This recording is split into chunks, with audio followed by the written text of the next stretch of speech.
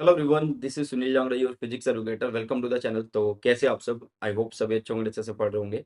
तो आज इस वीडियो के अंदर हम करने वाले हैं एटम्स को, और एटम्स को करेंगे यार वन शॉट के अंदर खत्म। और अगर हम वन शॉट में पढ़ रहे हैं तो इसका मतलब ये नहीं है कि भाई साहब ये बिल्कुल हम ऊपर ऊपर से पढ़ेंगे, बिल्कुल डिटेल में पढ़ने वाले हैं एटम्स को। और ये चैप्टर आसान भी है आप लोगों के लिए। आसान क्यों है? क्योंकि आप इसको फिजिक्स में भी पढ़ते हो, केमिस्ट्री में भी पढ़ते हो। केमिस्ट्री में तो बहुत ज्यादा पढ़ते हो एटम्स के अंदर, है ना। हम फिजिक्स के हिसाब से पढ़ेंगे यहाँ पे एटम्स को। अभी इस चैप्टर को निपटाएंगे, और एक सिंगल वीडियो ही काफी है। मतलब इसके बाद आप लोगों को कोई और वीडियो देखने की जरूरत नहीं है क्लास 12 फिजिक्स के एटम्स के लिए। निपटाते हैं इसको। टेलीग्राम चैनल है बेटा सुनील जांगड़ा सर के नाम से, फटाफट से इसको ज्वाइन कर लेना सबसे पहले, क्योंकि जितना भी मेरा कंटेंट है वो आप लोगों को फ्री ऑफ कॉस्ट यहाँ पे मिलता है। ठीक है। साथ में अगर आप लोगों को फिजिक्स के रिगार्डिंग कोई भी दिक्कत अगर आ रही है, तो आप लोग सुनील जांगड़ा 26 के नाम से इंस्टाग्राम पे मेरा हैंडल है, वहाँ पे आप मुझे मैसेज कर सकते हैं। बहुत जल्द रिप्लाई आप लोगों को मिल जाएगा। ठीक है। तो बिना किसी देरी के इस चैप्टर को बढ़ाते हैं आगे। और मैं बार बार बोल रहा हूँ, एक थ्योरी चैप्टर है भाई साहब। मॉडर्न फिजिक्स जब शुरू होती है ना, तो वो थ्योरी है बस, तो एक बार समझने की जरूरत होती है। तो एटम्स के बारे में आज पढ़ेंगे। एटम्स के बारे में बहुत सारे मॉडल्स है हमारे कोर्स के अंदर। 3 मॉडल्स हैं। थॉमसन जी का मॉडल है, और फिर इसके बाद रदरफोर्ड जी का मॉडल है, और फिर इसके बाद बोहर्स मॉडल है। चलो यार, तो थॉमसन मॉडल के बारे में बात करते हैं। थॉमसन जी ने क्या बताया एटम्स के बारे में। जैसे यार तुमने ना तरबूज देखा होगा। तरबूज कैसा होता है? लाल होता है अंदर से, बीच में क्या होते हैं? बीज लगे होते हैं, सीड्स लगे होते हैं। ठीक है। तो इन्होंने कुछ ऐसा ही एक मॉडल दिया। इन्होंने बताया कि जो एटम है वो बना होता है किससे भाई? Consist of A positively charge sphere. मतलब एक स्फीयर होगा, वो पॉजिटिव चार्ज का होगा। पूरा एक सॉलिड स्फीयर टाइप सा है, वो पॉजिटिव चार्ज का होगा। और वहां पे उसके अंदर क्या है? इलेक्ट्रॉन्स है। वहां पे उसके अंदर क्या है? इलेक्ट्रॉन्स है। ठीक है। Embedded in it. ये वाटरमेलन की तरह ही है, तरबूज की तरह ही है। किसकी तरह बेटा? तरबूज की। उसमें क्या होता है? रेड पार्ट वो पॉजिटिव चार्ज हो गया, जो उसमें सीड्स लगे हैं वो इलेक्ट्रॉन्स हो गए। इन्होंने ये भी बोला कि जो एटम होता है वो इलेक्ट्रिकली न्यूट्रल होता है। इसका मतलब है कि जो आप लोगों के पास नेगेटिव चार्ज है वो बराबर होगा किसके? पॉजिटिव चार्ज के। Negative charge is equal to positive charge. न्यूट electron is equal to proton, आप ये बोल सकते हो। ठीक है। चलो, इसका दूसरा नाम क्या रखा गया यार? थॉमसन मॉडल का जो दूसरा नाम था वो था प्लम पडिंग मॉडल। कौन सा नाम था? प्लम पडिंग मॉडल था। ये स्ट्रक्चर दिखा रखा है कि कैसा एटम दिखाया गया था शुरू में। ये पॉजिटिव चार्ज है। जो ये ग्रे पार्ट है ना, जो ये ग्रे पार्ट है, ये वाला जो ग्रे पार्ट है, ये जो ग्रे पार्ट है भाई साहब, ये कौन है? पॉजिटिव चार्ज है। और ये जो नेगेटिव पार्ट है, ये कौन है? इलेक्ट्रॉन्स है। ये कौन है? इलेक्ट्रॉन्स है। ठीक है। ये कौन है भाई साहब? इलेक्ट्रॉन्स है। समझ में आई चीजें? समझ में आई? यस और नो? यस और नो? ठीक है। चलो, अब बढ़ते हैं आगे। इसके बाद आया रदरफोर्ड जी का मॉडल। अच्छा सुनो, कई बच्चे सोचेंगे कि थॉमसन जी का मॉडल तो बता दिया, बट उसकी लिमिटेशन नहीं बताई। एक बार रदरफोर्ड जी का मॉडल पढ़ लेते हैं, फिर हम लिमिटेशन उसकी भी पढ़ लेंगे। तो रदरफोर्ड न्यूक्लियर एटम, मतलब 1911 में इन्होंने दिया था ये। इन्होंने किया क्या? इन्होंने ना alpha particle scattering experiment perform किया। मतलब इन्होंने नहीं किया था, इनके जो कहा जाता है कि स्टूडेंट थे, गीगस एंड मार्स्टन, इन्होंने इसको मतलब इसको परफॉर्म किया था। क्या था कि भाई यहाँ पे था ये एक सोर्स ऑफ अल्फा पार्टिकल। इससे क्या निकलेंगे? अल्फा पार्टिकल्स आ रहे होंगे। इससे क्या होंगे? ऐसे अल्फा पार्टिकल्स आएंगे। और ये अल्फा पार्टिकल्स जाएंगे, टकराएंगे किसके ऊपर? गोल्ड फॉइल के ऊपर। किसके ऊपर? थिन गोल्ड फॉइल के ऊपर ये जाके टकरा देंगे। उसके बाद ये स्कैटर्ड होंगे। तो ये स्टडी करी गई कि भाई किस तरीके से स्कैटर्ड हुए, कितने बीच में से निकल गए। तो इससे पहचान हुई कि एटम क्या है, कि एटम कितना भरा हुआ है, कितना खाली है, सेंटर पार्ट को क्या बोला जाता है, ये सब चीजें। तो ये एक एक्सपेरिमेंट था। एक बार इस एक्सपेरिमेंट को देख लो। अच्छा, ये जो स्कैटरिंग हुई, इनको कैच करने के लिए एक स्क्रीन लगी हुई है। एग्जैक्ट आप लोग यहाँ से देख सकते हो। एनसीईआरटी का ये बढ़िया वाला डायग्राम है। मतलब इस एक्सपेरिमेंट का ये वाला डायग्राम मुझे बहुत अच्छा लगता है, क्योंकि यहाँ पे सारी चीजें समझ में आ जाती है। सबसे पहले ये क्या है? सोर्स ऑफ अल्फा पार्टिकल है। ये क्या है भाई साहब? सोर्स ऑफ अल्फा पार्टिकल्स है। ठीक है। अब यहाँ जैसे ये दिखाया हुआ था, ये क्या है? Source of alpha particle. तो यहाँ से जब अल्फा पार्टिकल है ना, वो ऐसे है, वो इधर इधर इधर ऐसे जा रहे हैं, अलग अलग डायरेक्शन में है वो, ऐसे बोल सकते हो। तो उनको एक बीम की फॉर्म में लाने के लिए हमने यहाँ पे लेड ब्रिक्स को यूज किया। किसको यूज किया? लेड ब्रिक्स को यूज किया। ठीक है। अब ये लेड ब्रिक्स लगी। अब ये लेड ब्रिक्स में से ये सोर्स से जो पार्टिकल्स निकल रहे थे वो एक लाइन में आना शुरू हो जाएंगे। वो एक लाइन में आना शुरू हो जाएंगे, आप लोग ऐसे देख सकते हैं। ठीक है। तो यहाँ से जब वो निकलेंगे बाहर, यहाँ से जब वो निकलेंगे तो वो एक बीम बन चुके होंगे। क्या बन चुके होंगे? बीम। तो ये है बीम ऑफ अल्फा पार्टिकल। अब उसके आगे क्या है भाई साहब? ये है थिन गोल्ड फॉइल, ये है थिन गोल्ड फॉइल, ये है थिन गोल्ड फॉइल। ये सपोर्ट लगा रखा है, ये क्या है भाई साहब? सपोर्ट है। ये क्या है? सपोर्ट है, आप लोग देख सकते हैं, ठीक है। अब इसकी जो थिकनेस है भाई साहब, वो किस ऑर्डर में होती है? वो 10⁻⁻8 मीटर इस ऑर्डर में होती है, ठीक है। बहुत पतली होती है।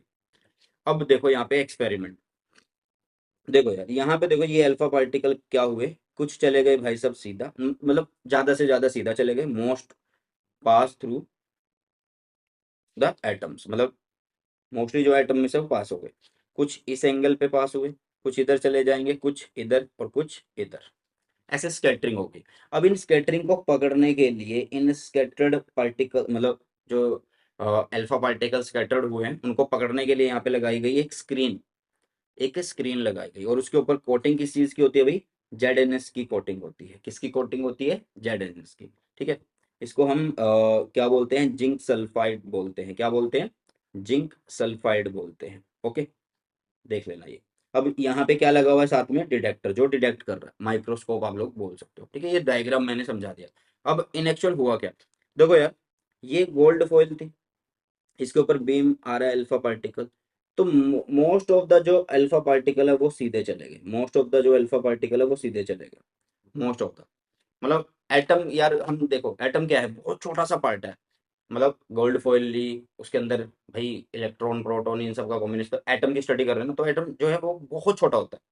अब इतना छोटा होता है, अब ये मान सकते हो कि अगर एटम के मतलब सेंटर से, अगर हम एक मतलब एटम से थोड़ा सा अगर 2 2 सेंटीमीटर का डिस्टेंस लेते हैं, तो उसके लिए वो इन्फिनिटी माना जाता है। इतना छोटा सा वो पार्ट होता है।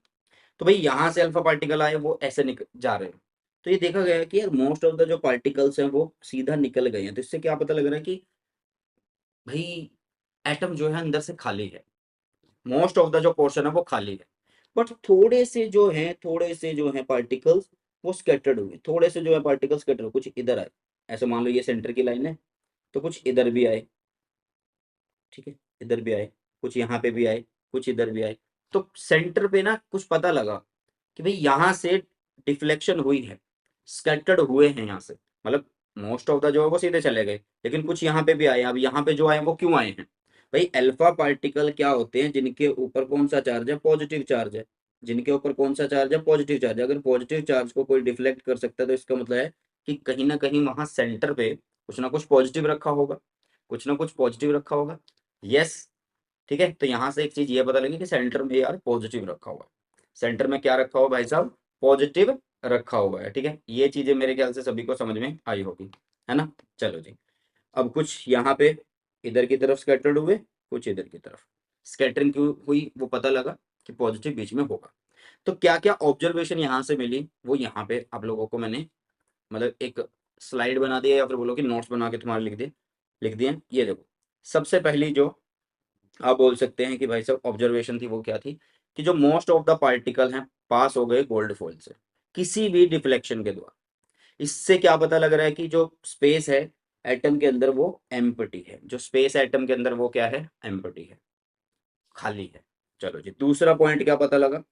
कुछ पॉजिटिव पार्टिकल जो हैं, कुछ पॉजिटिव पार्टिकल, कौन से पार्टिकल? अल्फा पार्टिकल, वो डिफ्लेक्ट हो गई किसी स्मॉल एंगल से या लार्ज एंगल से। स्मॉल एंगल कौन से भाई? कुछ तो चले गए, देखो यहाँ से मान लो यहाँ तक पार्टिकल आए और ये यहाँ पे चले गए, कुछ ऐसे वापिस आ रहे हैं, तो यहाँ ये देखो ये एंगल बढ़ रहा है ना, इंक्रीज हो रहा है। तो आप बोल सकते हो कि भाई कुछ जो है छोटे एंगल से स्कैटर्ड हुए, कुछ ज्यादा एंगल से स्कैटर्ड हुए। तो इसका मतलब क्या है कि भाई ये कुछ ना कुछ प्रेजेंस शो कर रहा है, जैसे कि मैंने अभी तुम्हें बताया था, कुछ ना कुछ शो कर रहा है कि बीच में कुछ ना कुछ पॉजिटिव रखा हुआ है सेंटर के ऊपर। यस और नो? इस पॉजिटिव सेंटर को ही क्या नाम दिया गया? इस पॉजिटिव सेंटर को ही नाम दिया गया न्यूक्लियस का। इस पॉजिटिव सेंटर को ही नाम दिया गया किसका? न्यूक्लियस का नाम दिया गया। हाँ जी, समझ में आई इतनी चीजें? यस और नो? यस और नो? कुछ पार्टिकल 180 डिग्री से वापस हुए, कुछ पार्टिकल 180 डिग्री से वापस हुए, मतलब कितने वापस हुए? 8000 में से एक, इतनी एवरेज आप लोग लगा सकते हैं। 8000 में से एक, इतनी एवरेज जो है आप लगा सकते हैं। वेरी फ्यू अल्फा पार्टिकल, मतलब 8000 में से एक ये वापस हुए हैं। जो सफर करते हैं 180, मतलब ऐसे गए और ऐसे ही वापस आ गए, ठीक है। Next, the volume occupied, the volume occupied by the nucleus is negligible compare to the total volume of the atom.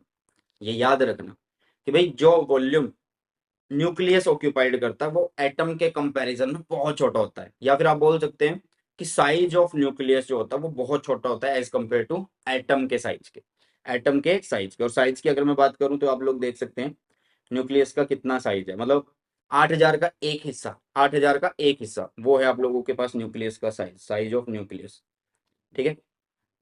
समझ में आ रही है चीजें भाई, ये है आप लोगों के पास रदरफोर्ड जी की ऑब्जर्वेशन, ठीक है। और इन्होंने साथ में क्या बताया, इन्होंने बताया कि यहाँ पे जो इलेक्ट्रॉन्स हैं भाई सब, जो इलेक्ट्रॉन्स है वो क्या कर रहे हैं, वो रिवॉल्व कर रहे हैं, क्या कर रहे हैं, रिवॉल्व कर रहे हैं around the nucleus. Electron revolve around the nucleus, nucleus के अराउंड में रिवॉल्व कर रहे हैं, ठीक है। ये भी बात करी इन्होंने, ये भी बात करी इन्होंने। समझ में आ रही है चीजें, क्लियर है। चलो, अब यहाँ पे क्या क्या कमियां थी इस मॉडल के अंदर वो एक बार हम देखेंगे, बट उससे पहले मैं आप लोगों को एक चीज बताता हूँ। देखो यार, इलेक्ट्रॉन अगर रिवॉल्व कर रहा है, अगर ये पॉजिटिव है, जिसको मैं क्या बोलता हूँ, न्यूक्लियस बोल देता हूँ, जिसको क्या बोलता हूँ, न्यूक्लियस, और इसके चारों ओर एक इलेक्ट्रॉन है, मान लो ये एक इलेक्ट्रॉन चक्कर लगा रहा है इसके चारों ओर, ऐसे चक्कर लगा रहा है, तो इलेक्ट्रॉन भाई मूव कर रहा है, इलेक्ट्रॉन क्या कर रहा है, मूव कर रहा है। अब इलेक्ट्रॉन अगर मूव कर रहा है तो भाई साहब वो क्या करेगा, आप बोल सकते हो कि चार्ज एक्सेलरेट हो रहा है, एक्सेलरेट अगर हो रहा है तो इसका मतलब वहां पे इलेक्ट्रोमैग्नेटिक रेडिएशन होगी, इलेक्ट्रोमैग्नेटिक रेडिएशन होगी, मतलब एनर्जी, एनर्जी निकल रही है, एनर्जी निकल रही है, तो इसका मतलब ये यहाँ पे थोड़ी देर में इसके अंदर मिल जाएगा, ठीक है। थोड़ी देर में इसके अंदर मिल जाएगा, किसके अंदर, न्यूक्लियस के अंदर, क्योंकि एनर्जी घट रही है ना भाई, तो उसके पास आता जाएगा और एक टाइम पे वो न्यूक्लियस में मिल जाएगा। तो यहाँ पे क्या हो रहा है, जब जो एनर्जी निकल रही है, जो रेडिएशन निकल रही है, वो स्पेक्ट्रल लाइंस बोली गई, डिस्क्रीट होते हैं ये, कॉन्टिन्यूस नहीं होती, कुछ स्पेसिफिक हमें मिली। तो इसको कौन नहीं बता पाए थे भाई, इसको ना तो रदरफोर्ड जी ने बताया था और ना ही थॉमसन जी ने। तो आप यहाँ पे बोल सकते हो कि थॉमसन की पहले कमियां देख लेते हैं कि it could not explain large angle scattering of alpha particle, ठीक है। और दूसरी क्या है, स्टेबिलिटी, कि इलेक्ट्रॉन कैसे उसके यार चारों ओर चक्कर लगा रहा है, क्योंकि अगर वो एक्सेलरेट हो रहा है तो रेडिएशन करेगा, रेडिएशन करेगा तो वो न्यूक्लियस में मिल जाएगा, है ना। और तीसरा कि ये जो स्पेक्ट्रल लाइंस निकली हैं, इनको इनको नहीं बता पाए, इनको नहीं बता पाए कि, क्योंकि वहां पे क्या होता है ना, कॉन्टिन्यूस नहीं निकलती हैं, डिस्क्रीट निकलती हैं।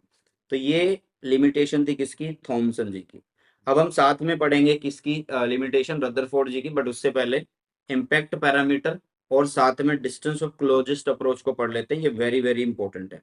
बोर्ड के हिसाब से अगर हम देखें तो वेरी वेरी इंपॉर्टेंट है ये, अगर हम बोर्ड एग्जाम के हिसाब से इनको देख रहे हैं, it is very very important, ठीक है, वेरी वेरी इंपॉर्टेंट। क्या होता है भाई इम्पैक्ट पैरामीटर, देखो ये हमने क्या बनाया, एक न्यूक्लियस बनाया, ये क्या है, यहाँ पे न्यूक्लियस है, देखो मैं यहाँ पे लाइन बना देता हूँ, ये है हमारे पास न्यूक्लियस, इसका कोई भी डेरिवेशन तुम्हें नहीं करना, ये है न्यूक्लियस। अब एटम तो बहुत बड़ा है भाई, ठीक है, माइक्रोस्कोपिक लेवल पे अगर हम देखें एटम को बड़ा माना गया है एज कम्पेयर टू न्यूक्लियस। तो ये छोटा सा न्यूक्लियस बनाया, ये इसकी सेंटर लाइन है, ये इसकी क्या है, सेंटर लाइन है। अब यहाँ से ना अल्फा पार्टिकल ऐसे आ रहे हैं और ऐसे जा रहे हैं, ऐसे आ रहे हैं, ऐसे जा रहे हैं, ऐसे आ रहे हैं, ऐसे जा रहे हैं, ये ऐसे जा रहे हैं, ठीक है। तो भाई सेंटर लाइन और जो इनिशियल हमारा वेलोसिटी वेक्टर है उसके बीच में जो डिस्टेंस है, उसके बीच में जो डिस्टेंस है, देखो ये जैसे डिस्टेंस दिखा रखा हमने भी, इसको बोला जाता है क्या, इम्पैक्ट पैरामीटर। एक बार दोबारा से इसकी एक बार डेफिनेशन पढ़ते हैं फिर ज्यादा अच्छे से क्लियर हो जाएगा। देखो, the perpendicular distance of the velocity vector of alpha particle from the central line, मान लो एक सेंट्रल लाइन है, अल्फा पार्टिकल आ रहे हैं, उनके बीच में जो परपेंडिकुलर डिस्टेंस है वो कहलाता है क्या, इम्पैक्ट पैरामीटर।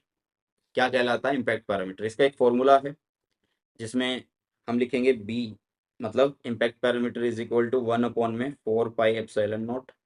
साथ में यहाँ पे क्या है, जेड, जेड कौन है भाई, एटॉमिक नंबर है, एटॉमिक नंबर है, साथ में ई चार्ज है, ठीक है। Cot theta by two, cot theta by two, ये थीटा क्या है, ये थीटा क्या है भाई, ये एंगल है जिससे ये स्कैटर्ड हो रहे हैं, स्कैटरिंग एंगल आप लोग बोल सकते हो, क्या बोल सकते हो, स्कैटरिंग एंगल बोल सकते हो। और कैपिटल के यहाँ पे क्या है भाई साहब, ये कैपिटल के कोई अलग से कॉन्स्टेंट नहीं है, काइनेटिक एनर्जी है। ये जो कैपिटल के है ये क्या है यहाँ पे, काइनेटिक एनर्जी है। कैपिटल के जो है यहाँ पे क्या है, काइनेटिक एनर्जी है। क्लियर है भाई, न्यूक्लियस रखा हुआ है, ठीक है, ये न्यूक्लियस है यहाँ पे, ठीक है। अब यहाँ से एक सेंट्रल लाइन लगा दी, यहाँ से अल्फा पार्टिकल आ रहे हैं, तो इनके बीच में जो परपेंडिकुलर डिस्टेंस है वो कहलाएगा बी, ठीक है। अब यहीं से ही डिसाइड हो जाता है आपके पास क्या, थीटा। अब जैसे कि मान लो इस एंगल की अगर हम बात करें, इसकी अगर हम बात करें, तो यहाँ से ऐसे लाइन लगाओ, ऐसे ऐसे लाइन लगाओ तो थीटा चेक कर लो, ठीक है, ऐसे चेक कर सकते हो आप लोग। क्लियर, यस और नो। चलिए अब आगे बढ़ते हैं। इसका फॉर्मूला एक बार देख लेना, कोई भी डेरिवेशन तुम्हें नहीं करनी है। Next, distance of closest approach. Distance of closest approach क्या है, मैं तुम्हें बिल्कुल सिंपल तरीके से समझाता हूँ। जैसे कि मान लीजिए यार, यहाँ पे हमने बनाया कि ये न्यूक्लियस है, ये क्या है, न्यूक्लियस है, ये हमने यहाँ पे बना दिया न्यूक्लियस है, ठीक है, न्यूक्लियस। अब यहाँ से आ रहे हैं क्या, अल्फा पार्टिकल्स, यहाँ से क्या आ रहे हैं, अल्फा पार्टिकल्स आ रहे हैं। अब अल्फा पार्टिकल्स के ऊपर क्या है, अल्फा पार्टिकल्स के ऊपर होता है पॉजिटिव चार्ज। अब ये अल्फा पार्टिकल क्या करेंगे भाई, आगे जा रहे हैं आगे जा रहे हैं, और उसके बाद ये यहाँ से ऐसे वापस हो लिए। क्यों लिए, क्योंकि यार यहाँ पे इसने पॉजिटिव को फील किया, क्योंकि न्यूक्लियस के ऊपर कौन सा चार्ज है, पॉजिटिव चार्ज है, ठीक है। तो भाई यहाँ पे देखो, अल्फा पार्टिकल आ रहे थे, फिर ये एकदम से रुक गए, तो इसका मतलब आप लोग बोल सकते हो कि इस डिस्टेंस पे आके, इस डिस्टेंस पे आके न्यूक्लियस से, न्यूक्लियस से कुछ दूरी पे क्या हो रहा है, अल्फा पार्टिकल आके एक बार रुक रहे हैं, फिर से दोबारा चल रहा है। तो इसका मतलब ये बोल सकते हो कि जो काइनेटिक एनर्जी है वो पोटेंशियल एनर्जी के बराबर हो रही है। किसके बराबर हो रही है, काइनेटिक एनर्जी बराबर हो रही है पोटेंशियल एनर्जी के। तो वही डिस्टेंस होता है भाई साहब क्या, आप लोगों का distance of closest approach. At the distance of closest approach, whole kinetic energy of alpha particle is converted into potential energy, ठीक है। और इसके ऊपर ही हमारे पास जो है क्या है, साथ में आप लोगों के पास ये फॉर्मूला जो आप लोगों को याद कर लेना है। जैसे कि मान लीजिए ये काइनेटिक एनर्जी हमने लिखी, ठीक है, ये हमने लिखी काइनेटिक एनर्जी। अब क्या है, न्यूक्लियस पे पॉजिटिव चार्ज है, अल्फा पार्टिकल है, उसका चार्ज लिख दो, ठीक है। न्यूक्लियस पे चार्ज हमें पता नहीं, तो जेड ही लिख दिया। नीचे क्या हुआ, 4 पाई एप्सिलॉन नॉट आर हो गया। तो आर कौन, जितने डिस्टेंस की बात है तो आर नोट हो गया वो। तो इस आर नोट को हमने निकाला, ये हुआ 2 ZE² नीचे 4 पाई एप्सिलॉन नॉट कैपिटल के। कैपिटल के is the kinetic energy, capital के क्या है, काइनेटिक एनर्जी है। अब न्यूक्लियस पे कितना चार्ज है हम बता नहीं पा रहे ना कि भी कितना है, क्योंकि कोई स्पेसिफिक एलिमेंट नहीं बोला गया, तो इसलिए हमने जेड यूज किया। जेड मतलब एटॉमिक नंबर हम यहाँ पे मल्टीप्लाई कर रहे होंगे, ठीक है बेटा, आप लोग देख सकते हैं। तो ये होता है आप लोगों के पास डिस्टेंस ऑफ क्लोजेस्ट अप्रोच। अभी यहाँ पे हम पढ़ने वाले हैं लिमिटेशन ऑफ रदरफोर्ड, वो पढ़ लेते हैं। बट उससे पहले आता है हमारे पास एक ग्राफ, उससे पहले हमारे पास एक ग्राफ आ जाता है, ठीक है। ये ग्राफ हम पढ़ेंगे, आसान सा ग्राफ है, पेपर में आया है, ये सीबीएसई में कई बार आया है, एक बार देख लेंगे। हमने यहाँ पे एक्स एक्सिस लिया, यहाँ पे वाई एक्सिस लिया।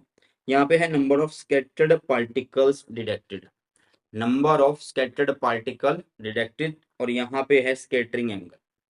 यहाँ पे क्या है, स्कैटरिंग एंगल है आप लोगों के पास, ठीक है, ठीक है बेटा। इसका फॉर्मूला जो होता है ना, वो मैं आप लोगों को साइड में चिपका दूंगा, वहां से आप देख लेना, बट इसका कोई भी डेरिवेशन नहीं करना आप लोगों को। तो देखो यार, यहाँ पे है क्या, यहाँ पे है क्या। अब सिंपल से एक बात बताते हैं, देखो यार, ऐसा समझो कि न्यूक्लियस क्या है, देखो न्यूक्लियस के ऊपर क्या है भाई, पॉजिटिव चार्ज है, अल्फा पार्टिकल्स आ रहे हैं, और उससे जाके वो डिफ्लेक्ट हो रहा है, उससे जाके वो क्या हो रहा है, डिफ्लेक्ट हो रहा है, ठीक है। अब ध्यान से समझना यार, ध्यान से समझना कि अगर एंगल इंक्रीज होता जाएगा, अगर एंगल इंक्रीज होता जाएगा, तो इसका मतलब क्या है कि नंबर ऑफ पार्टिकल्स जो स्कैटर्ड हो रहे हैं वो तो कम स्कैटर्ड हुए ना। अगर एंगल इंक्रीज हो रहा है, मान लो स्कैटरिंग एंगल इंक्रीज हो रहा है, तो इसका मतलब जो नंबर ऑफ पार्टिकल स्कैटर्ड हो रहे हैं वो तो कम हो रहे हैं। हाँ, अगर एंगल घटा रहे हैं, उसके पास ज्यादा जा रहे हैं, अगर उसके पास ज्यादा जा रहे हैं भाई साहब, मतलब एंगल घटा रहे हैं, तो नंबर ऑफ पार्टिकल ज्यादा स्कैटर्ड होंगे। समझ में आ रही है चीजें, मान लो कोई चीज पॉजिटिव यहाँ पे रखा हुआ है, अल्फा पार्टिकल यहाँ से आ रहा है, अगर ये बिल्कुल इसके सामने जा रहा है तो इसको वापिस कर देगा, ठीक है। अब ये इसको थोड़ा सा दूर से जा रहा है, ऐसे जा रहा है, तो थोड़ा सा इफेक्ट पड़ेगा, तो थोड़ा सा स्कैटर्ड हुआ। समझ में आ रही है चीजें? तो ये ग्राफ कुछ इस तरीके का बनने वाला है, ये ग्राफ कुछ इस तरीके का आप लोगों का बनने वाला है भाई साहब, ठीक है। और ये किसके लिए है भाई साहब? ये थिन गोल्ड फॉइल के लिए है, और ये गीगर्स एंड मार्टन जी ने किया था। ये अजम्पशंस है, अजम्पशंस नहीं, आप ये बोल सकते हो कि ये एक्सपेरिमेंटल है। तो आपको ये याद भी करना ही पड़ेगा। क्यों क्या नहीं बोल सकते? क्योंकि ये एक्सपेरिमेंटल है, करके देखा गया कि भाई जैसे जैसे स्कैटरिंग एंगल बढ़ा तो नंबर ऑफ स्कैटर्ड पार्टिकल जो डिटेक्ट हो रहे थे वो कम होने शुरू हुए। अगर एंगल छोटा ही रहा, पास में रखा, अल्फा पार्टिकल मतलब न्यूक्लियस के ज्यादा पास में जा रहा है, तो स्कैटर्ड जो हो रहे हैं वो ज्यादा हो रहे हैं, स्कैटर्ड जो हो रहे हैं पार्टिकल्स वो ज्यादा हो रहे हैं। ठीक है, ठीक है भाई। तो ये थियोरेटिकल प्रेडिक्शन थी, कैसी थी? Theoretical prediction. ठीक है, समझ में आया? अब यहाँ पे जो न्यूक्लियस हमने बोला था कि वो बोला था कि वो एक बहुत छोटा सा पोर्शन है। हमने बोला था कि वो क्या है, एक बहुत छोटा सा पोर्शन है, स्मॉल है। मतलब आप बोल सकते हो कि वो डेंस है। वो क्या है? डेंस है। और उस पर कौन सा चार्ज है भाई? पॉजिटिव चार्ज है। कौन सा चार्ज है? पॉजिटिवली चार्ज बोल दो कि उस पर कौन सा चार्ज है भाई? पॉजिटिवली चार्ज है। क्लियर है? तो यहाँ से ये चीज भी हम बोल सकते हैं कि nucleus is dense, very small, और उस पर चार्ज कौन सा पॉजिटिव है वो तो तुम्हें पता लग ही गया है। क्लियर?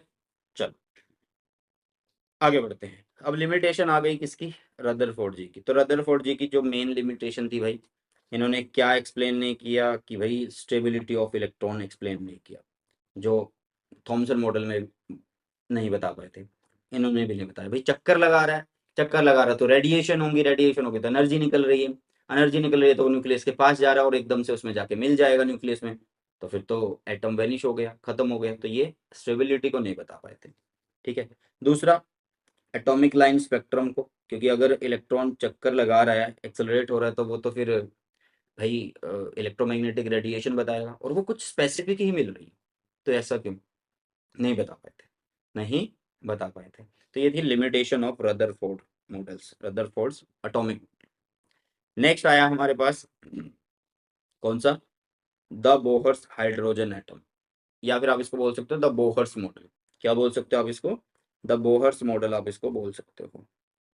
ठीक है, बोहर्स मॉडल ऑफ एटम भी आप लोग इसको बोल सकते हो। सबसे पहली बात यार, बोहर जी ने जो स्टडी करी थी वो सिंपल एटम के लिए करी थी, मतलब हाइड्रोजन या फिर हाइड्रोजन लाइक एटम्स, हाइड्रोजन की तरह वाले एटम्स की तरह की थी। ठीक है, इसमें सबसे पहले एक बात हम पढ़ेंगे, बोहर हाइड्रोजन एटम या फिर बोहर्स मॉडल ऑफ एटम पढ़ने से पहले हम एक चीज पढ़ेंगे, वो है stationery orbit.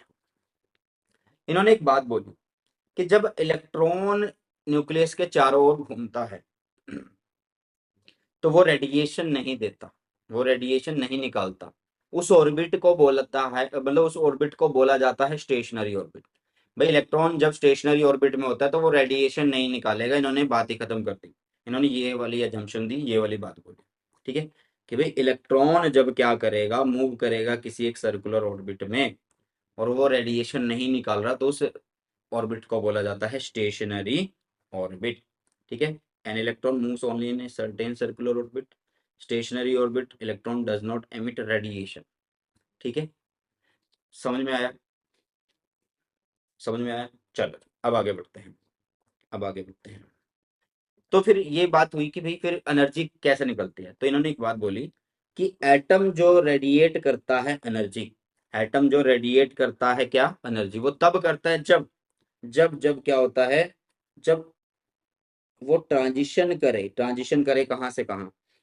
From one of these orbit to another, एक ऑर्बिट से दूसरे ऑर्बिट में जब ट्रांजिशन होता है तो एमिशन होता है, एनर्जी रिलीज होती है in the form of photon. मतलब मान लो एक इलेक्ट्रॉन अभी यहाँ पे है यार, किसी एक लेवल के ऊपर है, एक्साइटेड स्टेट आप लोग बोल सकते हो इसको, क्या बोल सकते हो इसको? एक्साइटेड स्टेट आप लोग बोल सकते हो। ठीक है, ठीक है। और यहाँ पे ये कौन सी स्टेट है? ये इसकी ग्राउंड स्टेट है, ग्राउंड स्टेट है।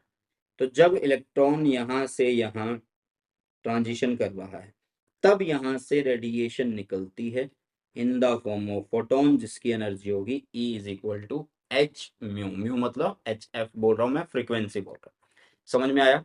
तो उन्होंने एक बात बोली कि सर्कुलर ऑर्बिट में अगर वो घूम रहा है तब रेडिएशन नहीं निकलते, जब वो ट्रांजिशन करता है तो रेडिएशन निकलते हैं। जब वो ट्रांजिशन करता है तो रेडिएशन निकलती है। समझ में आई चीजें? चलो, अब इनके पोस्टुलेट्स पढ़ते हैं। एनसीईआरटी मैंने पूरी रख रखी है तुम्हारे लिए। क्यों रख रखी है? क्योंकि ये बहुत ज़्यादा इंपॉर्टेंट है और इसी में से पेपर में सबसे ज़्यादा आता है, तो मुझे लगा कि यार एनसीईआरटी पढ़ानी जरूरी है इस चैप्टर की, तो इसको साथ में ही रख लेते हैं। ठीक है, इसको साथ में ही रख लेते हैं यहाँ पे। अभी सुनना ध्यान से, देखो यार, अभी सुनना। हम्म तो फर्स्ट पोस्टुलेट क्या कहता है? बोहर जी का जो फर्स्ट पोस्टुलेट है, एक मिनट, फर्स्ट पोस्टुलेट वो क्या कहता है? इन्होंने बोला कि भाई जो इलेक्ट्रॉन हैं वो क्या करेंगे? रिवॉल्व करेंगे सर्टेन स्टेबल ऑर्बिट के अंदर। ठीक है, सुनो ध्यान से। इन्होंने एक बात बोली कि इलेक्ट्रॉन हमेशा स्टेबल और स्टेशनरी ऑर्बिट में ही रोटेट कर रहे होंगे, मतलब जहां पे एमिशन जो नहीं नहीं होता, एमिशन नहीं होता। समझ में आई चीजें? एक बात तो ये बोलते कि इलेक्ट्रॉन रिवॉल्व करेगा उस ऑर्बिट के अंदर जिसमें एमिशन नहीं करता हो, मतलब स्टेशनरी ऑर्बिट में ही रिवॉल्व करता है। दूसरा, उसी ऑर्बिट में रिवॉल्व करेगा, उसी ऑर्बिट में रिवॉल्व करेगा जिसकी एंगुलर मोमेंटम, एंगुलर मोमेंटम क्या होगी? एन एच अपॉन में 2 पाई होगी। क्या होगी? एन एच अपॉन में 2 पाई होगी। देखो, Bohr second postulate defines these stable orbits. This postulate states that the electron revolve around the nucleus only in those orbits for which the angular momentum is some integral multiple of h upon 2 pi. सिर्फ कुछ specific orbit में ही वो revolve कर रहा होगा और उनमें revolve करेगा जिनकी एंगुलर मोमेंटम क्या होगी? इंटीग्रल मल्टीपल होगी किसका? h अपॉन 2 पाई का, h अपॉन 2 पाई का। ठीक है, समझ में आया? तो एल क्या होता है भाई? एंगुलर मोमेंटम को हम ऐसे भी तो लिख सकते हैं, m we r. M we r, तो आप बोल सकते हो कि m we are is equal to N H upon में 2 पाई। अब यहाँ पे जो एन है वो कौन है? इंटीग्रल मल्टीपल है। इंटीजर बोलो या फिर इंटीग्रल मल्टीपल बोलो। क्लियर? आगे बढ़ते हैं। थर्ड पोस्टुलेट बहुत ज्यादा इंपॉर्टेंट, जो अभी हम बात करके भी आए हैं, जो अभी हम बात करके भी आए हैं। ये क्या कहता है? ये क्या कहता है भाई? ये पोस्टुलेट क्या कहता है? An electron might make a transition from one of its specified non radiating orbit to another of lower energy. एक हायर एनर्जी स्टेट से ये लोअर एनर्जी स्टेट में जाएगा। ठीक है, जब ये यहां से यहां आएगा तो ये क्या करेगा? ये एनर्जी रिलीज करेगा इन द फॉर्म ऑफ फोटोन। ये एनर्जी रिलीज करेगा इन द फॉर्म ऑफ फोटोन। ये देखो, फोटोन इज एमिटेड। क्लियर है? अब मान लो, जैसे जैसे जैसे जैसे अभी, हाँ, मान लो ये हमारा हायर स्टेट है, ये एक्साइटेड स्टेट है। यहाँ पे एनर्जी जो है वो हाई एनर्जी है, हाई एनर्जी स्टेट है, ये हाई एनर्जी स्टेट है। ठीक है, और यहाँ है ये लोअर एनर्जी स्टेट, लोअर या ग्राउंड स्टेट भी आप बोल सकते हैं, लोअर एनर्जी स्टेट। ठीक है, लोअर एनर्जी स्टेट। ठीक है बेटा, अब यहाँ से इलेक्ट्रॉन क्या कर रहा है? ट्रांजिशन कर रहा है, यहाँ से ये नीचे की तरफ आ रहा है, यहाँ से ये नीचे की तरफ, तो यहाँ से एक एनर्जी निकल रही है, एनर्जी निकले, और वो एनर्जी क्या होगी भाई? इन दोनों का डिफरेंस होगी। इन दोनों का क्या होगी? डिफरेंस होगी। देखो, having energy equal to the energy difference between the initial and final state. Initial कौन? जहां से वो आ रहा है। मान लो ये हमारा इनिशियल स्टेट है, ई आई, ये हमारा फाइनल स्टेट है। हाँ, फर्क ये याद रखना कि इनिशियल पे एनर्जी ज्यादा है, ये फाइनल पे कम है, तो हम क्या करेंगे? यहाँ पे इनिशियल माइनस फाइनल करेंगे। ये डिफरेंस बराबर होगा एच फ्रीक्वेंसी के। किसके बराबर होगा? एच फ्रीक्वेंसी के। ये बात इन्होंने बोली, और ये बहुत ज्यादा इंपॉर्टेंट रिलेशन है, ये बहुत ज्यादा इंपॉर्टेंट रिलेशन है। क्लियर है? समझ में आई? ये चीज याद रखना कि आई जो होगा हमेशा ग्रेटर होगा, आई जो होगा हमेशा ग्रेटर होगा। मैंने एनसीईआरटी उठाई है तुम्हारे लिए, आई जो होगा हमेशा ग्रेटर होने वाला है। क्लियर? चलो यार, आगे बढ़ते हैं, आगे बढ़ते हैं। अच्छा, पोस्टुलेट हमने कर लिए, सारी चीजें तुमने अभी तक पढ़ ली है। अब इसके ना हम डेरिवेशन पढ़ेंगे। ठीक है, डेरिवेशन पढ़ेंगे। अभी हम इसका रेडियस निकालेंगे, वेलोसिटी निकालेंगे इलेक्ट्रॉन की, इलेक्ट्रॉन जिस ऑर्बिट में घूमता है उसका रेडियस निकालेंगे, वो सब निकालते हैं। ठीक है, अब अकॉर्डिंग टू बोहर जी, ये याद रखना, according to Bohr, according to Bohr's, मैं डेरिवेशन अभी तुम्हें करवा रहा हूँ भाई, अकॉर्डिंग टू बोहर्स। वैसे रदरफोर्ड जी में भी पता लग गया था कि इलेक्ट्रॉन क्या करता है? इलेक्ट्रॉन क्या करता है, चक्कर लगाता है किसके चारों ओर, न्यूक्लियस के चारों, न्यूक्लियस के चारों ओर, जिसपे क्या है, पॉजिटिव चार्ज है। और हम यहाँ पे क्या ले रहे हैं भाई, हाइड्रोजन एटम ले रहे हैं। हम यहाँ पे क्या ले रहे हैं, हाइड्रोजन एटम ले रहे हैं, ठीक है। और इसको हम एक आर बोल देते हैं, रेडियस बोल देते हैं, ठीक है। ऐसे बोला कि ये रहा भाई साहब यहाँ पे, ठीक है। ये है हमारे पास क्या, ये है हमारे पास कि इलेक्ट्रॉन ऐसे चारों ओर चक्कर लगा रहा है, इलेक्ट्रॉन ऐसे चारों ओर चक्कर लगा रहा है, ठीक है। ऐसे घूम रहा है इसके चारों ओर, चारों ओर चक्कर लगा रहे हैं, ऐसे घूम रहे हैं। हम किसकी बात कर रहे हैं, हाइड्रोजन एटम की बात कर रहे हैं। हाइड्रोजन एटम का मतलब क्या है, हाइड्रोजन एटम का मतलब क्या है भाई, न्यूक्लियस, मतलब एक प्रोटॉन बोल सकते हो आप, एक इलेक्ट्रॉन बोल सकते हो आप, ठीक है।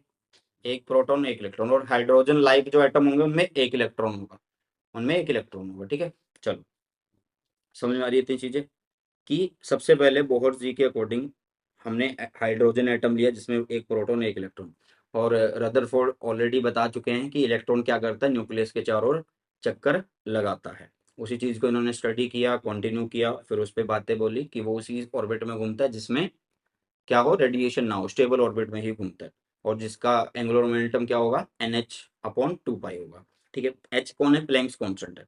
अब सुनो ध्यान से, अब सुनो ध्यान से, अब यहाँ पे क्या हो रहा है भाई, यहाँ पे क्या हो रहा है कि इलेक्ट्रॉन घूम रहा है। रदरफोर्ड जी से पूछा गया था जब कि भाई ये इलेक्ट्रॉन घूमता क्यों है, तो उन्होंने बोला जैसे अर्थ घूमती है ना सन के अराउंड, वैसे ही इलेक्ट्रॉन घूमता है न्यूक्लियस के अराउंड। ये बात उन्होंने बोल दी थी, बता नहीं पाते।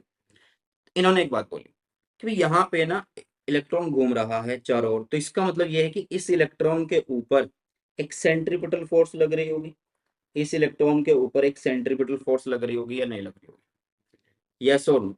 तो सेंट्रीपिटल फोर्स अगर लग रही है, क्योंकि देखो अगर इसको सर्कल में घूमना है इलेक्ट्रॉन को, तो सेंट्रीपिटल फोर्स होगी। और सेंट्रीपिटल फोर्स किसके द्वारा आ रही है, सेंट्रीपिटल फोर्स द्वारा आ रही है भाई साहब, किसके द्वारा आ रही है, इलेक्ट्रोस्टैटिक फोर्स के द्वारा आ रही है। सेंट्रीपिटल फोर्स कौन प्रोवाइड कर रहा है, इलेक्ट्रोस्टैटिक फोर्स प्रोवाइड कर रही है। तो सेंट्रीपिटल फोर्स का फॉर्मूला हम कैसे लिख सकते हैं, mv² बाय में r लिख सकते हैं। और E कैसे लिखेंगे भाई, इस पे कितना चार्ज है, इस पे कितना चार्ज है, इस पे कितना चार्ज है, इस पे ई चार्ज है, ये कौन है, ई चार्ज है, तो ई इंटू ई करो तो ई का स्क्वायर, नीचे हो गया 4 pi epsilon naught r square हो गया। इतनी बात समझ में आ गई होगी, डेरिवेशन करवा रहा हूँ, बहुत अच्छे से करेंगे, ठीक है। चलो, अभी हमें पता है कि mvr इज इक्वल टू होगा NH/2 पाई के। यहां से हम एक काम करते हैं, v की वैल्यू फाइंड आउट करते हैं, तो ये हो जाएगा NH/2 पाई r, क्या होगा, 2 पाई r। क्लियर है, ये याद रखना, इसको एक साइड में रख लेते हैं, इसको एक साइड में रख लेते हैं, इसको एक साइड में रखते हैं, ये काम आएगा हमारे, इसको इधर रख देते हैं, ठीक है। चलो, अब ध्यान से देखना कि यहाँ पे काम करते हैं भाई, इस रिलेशन से हम रेडियस निकालेंगे। तो आर ने आर को कट किया, और यहाँ से अगर मैंने आर निकाल दिया, यहाँ से अगर मैंने निकाल दिया आर, तो मेरे पास क्या बचेगा, सबसे पहले मैं सिंपल इक्वेशन लिखूंगा, mv² is equal to small e का स्क्वायर, नीचे है 4 पाई एप्सिलॉन नॉट आर, यहाँ पे बन जाएगा E², सॉरी मैं यहाँ से आर निकालने की कोशिश करता हूँ, 1 मिनट रुको, आर निकालने की, अरे आर निकालने की कोशिश करते हैं, तो ये बनेगा E², नीचे आ जाएगा 4 पाई एप्सिलॉन नॉट mv², ये आ गया, यस और नो। अब इसमें v की वैल्यू को पुट कर देते हैं, कौन सी वैल्यू को, ये वैल्यू को पुट कर देते हैं। चलो, तो using using value of v, using value of v, तो हमें मिलेगा r की जो वैल्यू है वो हमें मिल जाएगी E² अपॉन में 4 पाई एप्सिलॉन नॉट m, साथ में v का स्क्वायर है, तो v का स्क्वायर कितना होगा, n²h², नीचे जो है 2 पाई r, वो बन जाएगा 4 पाई² r², ठीक है। मतलब अभी r को निकालने के लिए दोबारा से क्रॉस मल्टीप्लाई करना पड़ेगा। चलो जी, जो चीज कट रही है उसको कट कर दो, जो चीज कट हो रही है ना उसको कट करो। देखो यार, 4 से 4 कट हो रहा है, पाई से ये पाई² कट हो गया, और क्या कट हो रहा है, और क्या कट हो रहा है भाई साहब, और तो कुछ भी कट नहीं हो रहा। एम से एम कट, एम से एम तो नहीं हो रहा ना। NH अपॉन, अच्छा यहाँ से हमें एम भी तो लिखना है भाई, यहाँ से हमें एम भी तो लिखना है। ये बनेगा आप लोगों के पास 2 पाई पहले से था, आर तो यहाँ पे एम भी आएगा। तो यहाँ पे हम क्या करेंगे, एम स्क्वेयर लिखेंगे ऊपर। ठीक है, कई बच्चे भी बोल देंगे अरे सर एम नहीं लिखा आपने, अरे सर एम नहीं लिखा आपने, ये लो ये एम भी लिख दिया।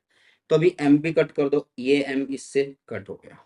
ठीक है, अब इसको क्रॉस मल्टीप्लाई करके लिख लेते हैं कि क्या आंसर हमारे पास आ रहा है हमारा। अच्छा, एक मिनट, इसको ऐसे लिखते हैं पहले, r is equal to e square pi r square m square, नीचे है एन स्क्वेयर एच स्क्वेयर, ये है, साथ में एप्सिलॉन नॉट है, यही है ना।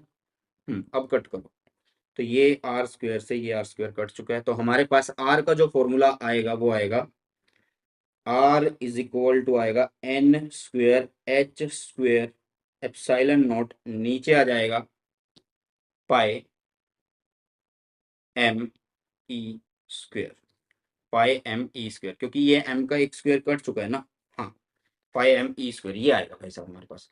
तो आर का फॉर्मूला आ चुका है n square h square epsilon naught, नीचे पाई एम ई स्क्वेयर आ चुका है। So this is the formula, this is the formula for hydrogen. ठीक है, रेडियस के लिए, मतलब अगर हम हाइड्रोजन के अलावा अगर औरों के लिए निकालना चाहते हैं, हम इसको ऐसे भी लिख सकते थे, हम इसको ऐसे भी लिख सकते थे कि r n is equal to कितना, n square h square epsilon naught. ठीक है, एन स्क्वेयर एप्सिलॉन नॉट, और साथ में यहाँ पे हम लिख देंगे पाई एम जेड ई स्क्वेयर, हम ऐसे भी लिख देंगे। चार्ज मल्टीप्लाई कर देंगे, मतलब न्यूक्लियस वाला चार्ज मल्टीप्लाई कर देंगे, तो वो जेड है। अलग अलग के लिए करेंगे तो हम एटॉमिक नंबर यहाँ पे मल्टीप्लाई कर रहे हैं। ये बाकियों के लिए हम लिख सकते हैं, किसके लिए लिख सकते हैं बेटा, बाकियों के लिए हम इसको लिख सकते हैं। ठीक है, अब इसमें एक चीज देखी गई, अब इसमें एक चीज देखी गई, अगर हम आर की वैल्यू को एन पुट कर रहे हैं, हाँ जी, अगर हम आर की वैल्यू को, मतलब आर नहीं एन की वैल्यू को, अगर हम एन की वैल्यू को 1 पुट कर रहे हैं, तो हमारे पास आर की एक वैल्यू आई, आर की एक वैल्यू यहाँ पे दिख रहा है ना। ठीक है, ये बनेगी आप लोगों के पास कितनी, एच स्क्वेयर एप्सिलॉन नॉट, नीचे आएगा पाई एम ई स्क्वेयर।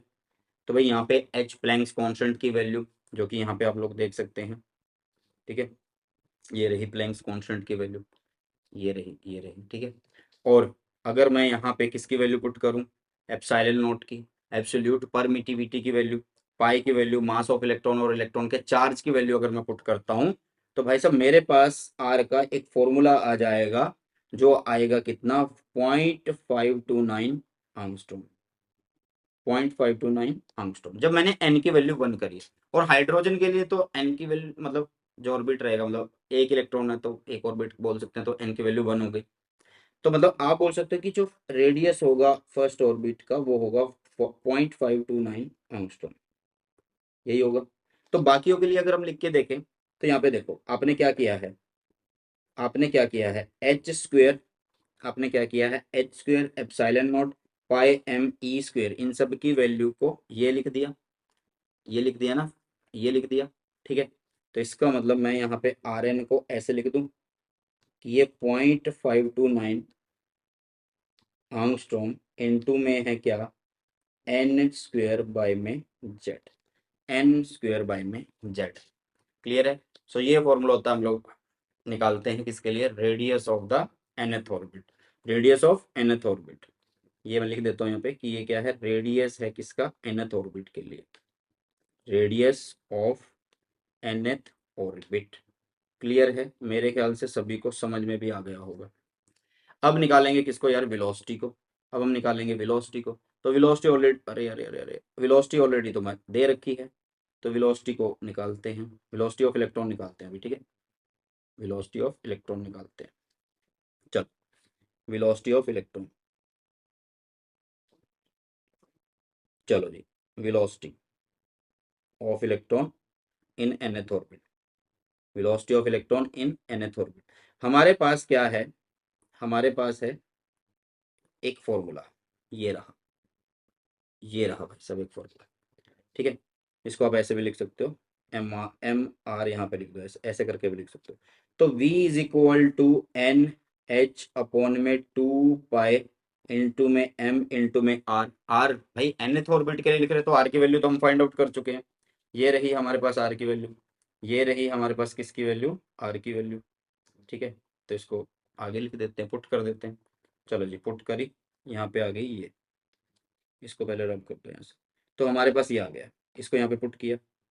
अब जो चीज भाई साहब नीचे है वो तो ऊपर चली जाएगी, मतलब ये जो पाई है, जो एम है, जो जेड है, जो ई स्क्वेयर है, वो तो 1 हो जाएगा, मतलब ऊपर चला जाएगा, नॉट 1, इट्स ऊपर चला गया। चलो यहाँ पे ऐसा था।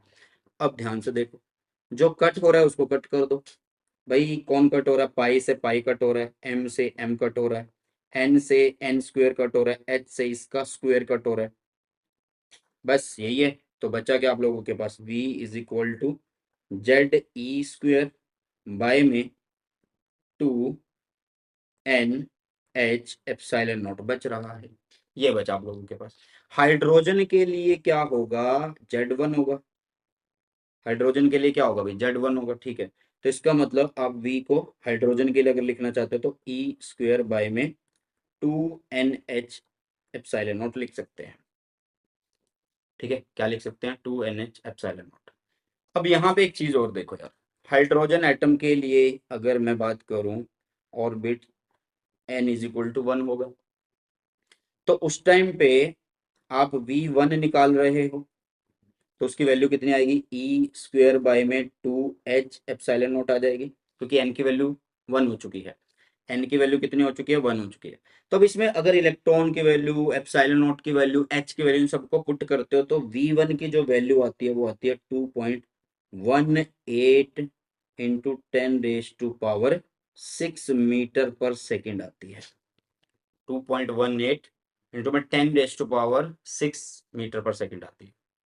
तो मतलब आप यहाँ पे ये बोल सकते हो, आप यहाँ पे ये बोल सकते हो कि nth ऑर्बिट के लिए अगर मुझे लिखना है, nth ऑर्बिट के लिए अगर मुझे लिखना है तो 2.18 इंटू 10⁻⁶, ये हो गया 1/n, क्योंकि अलग अलग के लिए लिख रहे हैं ना, किसके लिए लिख रहे हैं, अलग अलग के लिए। और साथ में अगर जेड भी चाहिए तो जेड तो ऊपर होता है ना, तो इसलिए जेड यहाँ पे भी आ जाएगा भाई, जेड यहाँ पे भी आ जाएगा। ठीक है, यहाँ पे भी आ जाएगा। क्लियर है, यस और नो, फटाफट से एक बार बता दीजिए। और ये 2.18 इंटू 10⁻⁶ लिखा ना, ये c अपॉन में 137 भी होता है, c अपॉन में 137 ये भी होता है। तो ये थी वेलोसिटी ऑफ इलेक्ट्रॉन्स। अब एनर्जी की बात करेंगे, अब एनर्जी की बात करेंगे। सबसे पहले वेलोसिटी बताओ, वेलोसिटी आ गई या नहीं आ गई भाई। ठीक है, वैल्यूज पुट करनी है और कुछ भी नहीं करना। अब करते हैं एनर्जी को, अब किसको करेंगे, हम एनर्जी को करेंगे। ठीक है, अब हम एनर्जी का निकालते हैं। ठीक है, अब जो एनर्जी होगी वो क्या होगी भाई, टोटल एनर्जी क्या होती है, काइनेटिक और किसका सम होती है। टोटल एनर्जी जो होगी, टोटल एनर्जी जो होगी वो होगी काइनेटिक एनर्जी प्लस में पोटेंशियल एनर्जी, इन सब का सम होने वाली है। ठीक है, किसकी निकाल रहे हैं, इलेक्ट्रॉन्स की निकाल रहे हैं, इलेक्ट्रॉन की बात कर रहे हैं, तो बार बार मत पूछो कि भाई ये किसकी है, इलेक्ट्रॉन की बात कर रहे हैं। ठीक है, अब ध्यान से सुनना। अब हमने लिखा कि भाई अगर मैं यहाँ पे सबसे पहले काइनेटिक एनर्जी निकालूं, क्या निकालूं, काइनेटिक एनर्जी। तो काइनेटिक एनर्जी कैसे निकालूंगा, काइनेटिक एनर्जी मैं कैसे फाइंड आउट करूंगा, तो काइनेटिक एनर्जी आप लोग फाइंड आउट करोगे हाफ एम वी स्क्वेयर से करोगे। तो भाई वी स्क्वेयर की वैल्यू तुम्हारे पास है ही है, हाफ एम, वी की वैल्यू कहाँ है, ये रही भाई वी की वैल्यू, ये रही भाई वी की वैल्यू। अगर सबके लिए लिखना चाहते हो तो जेड वाला फॉर्मूला उठा लो, अगर सबके लिए नहीं लिखना चाहते हो तो ये वाला फॉर्मूला उठा लो, आप लोगों की मर्जी है। ठीक है, मैं सबके लिए बात कर लेता हूँ अभी एक बार, क्योंकि हाइड्रोजन के लिए अगर बात करेंगे तो बाद में हम जेड को 1 कर देंगे, एन को 1 कर देंगे। ठीक है, सबके लिए बात कर लेते हैं। चलो जी, अब मैंने यहाँ पे पेस्ट कर दिया वी का फॉर्मूला, ये रहा आप लोगों के पास।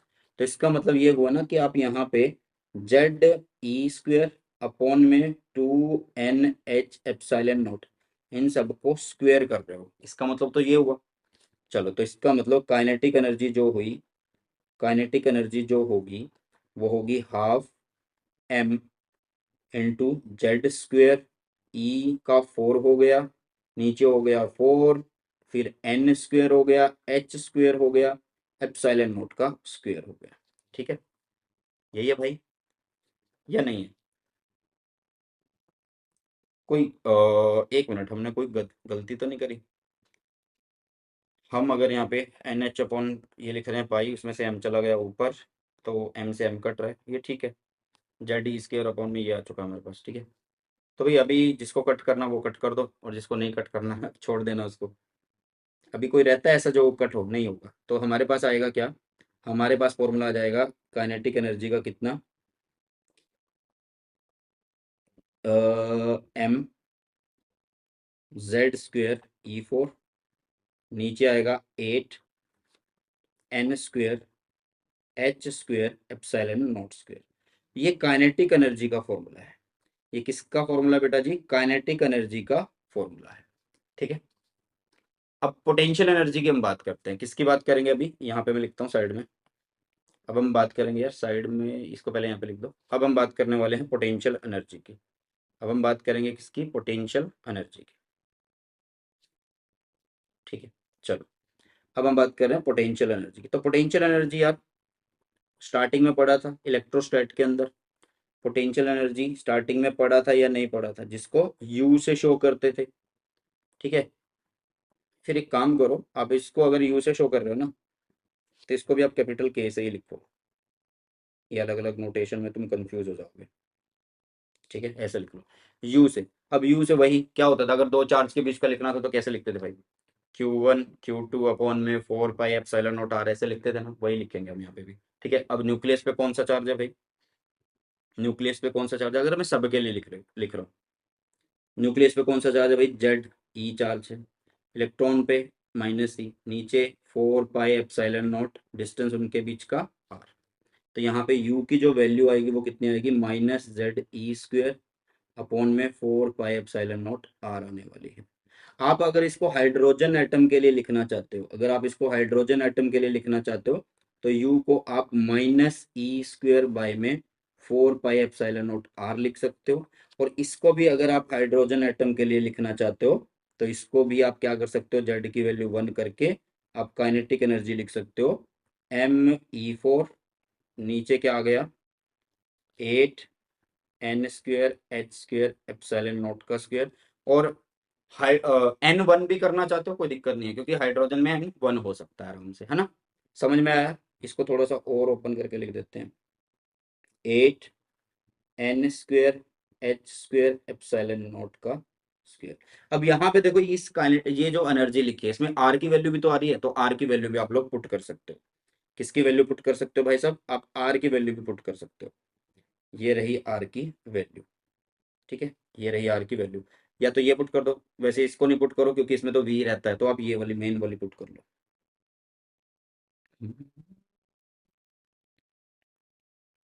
ठीक है, अब सुनो ध्यान से। मैं यहाँ पे लिख रहा हूँ, पेस्ट कर रहा हूँ इसको, ठीक है।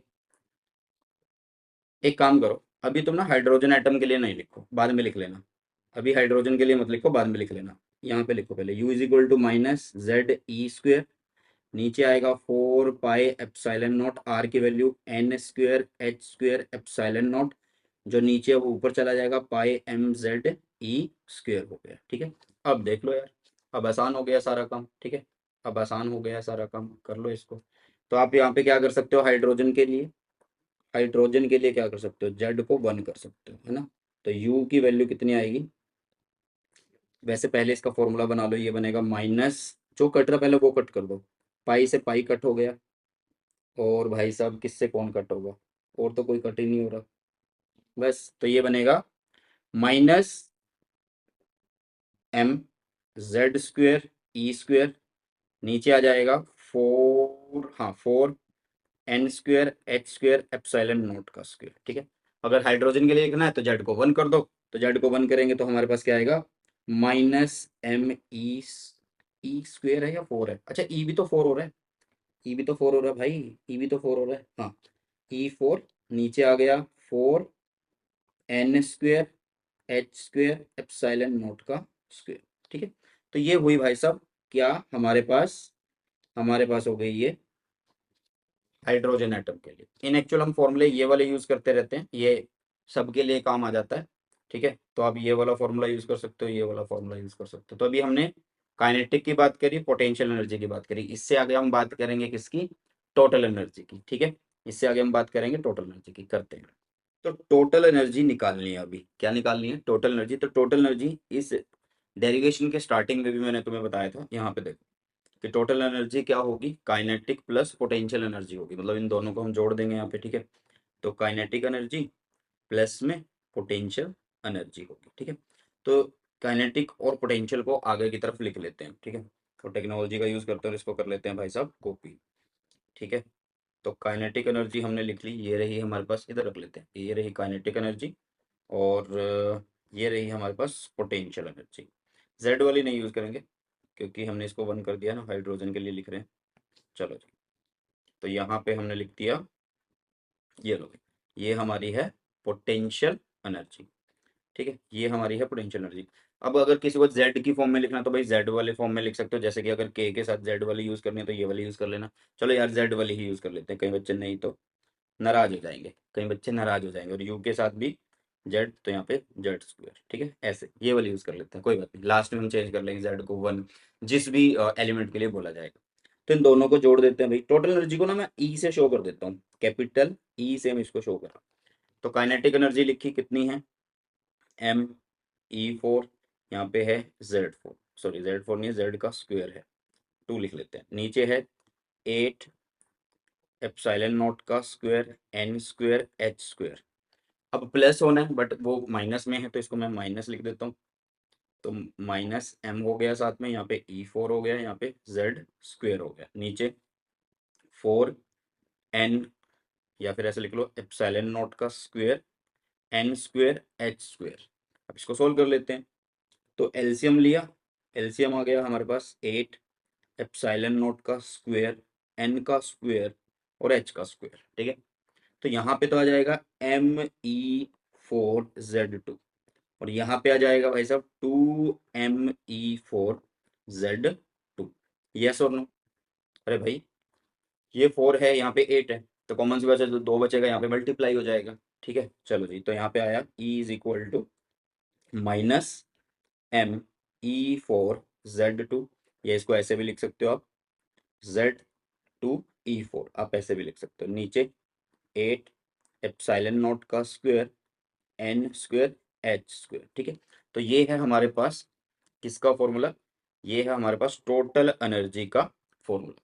बहुत ज़्यादा इंपॉर्टेंट है। अगर हम हाइड्रोजन के लिए बात कर रहे हैं, ठीक है, मान लो अगर मैं यहाँ पे हाइड्रोजन के लिए बात कर रहा हूँ, जेड को वन कर दूँ, तो ई की वैल्यू कितनी आने वाली है, -MEE4 आ गया। ठीक है, 8 epsilon naught square n square h square आ गया। ठीक है, बाकी बाद में कर लेंगे कि भाई कौन से ऑर्बिट में घूम रहा है, वो उसकी वैल्यू को हम लिख सकते हैं अपने अकॉर्डिंग। ठीक है, समझ में आया इतना, यस और नो। तो भाई ये हुआ हमारे पास एनर्जी का फॉर्मूला। अब एक ना रिलेशन कर लेते हैं यहाँ पे, ध्यान से देखना।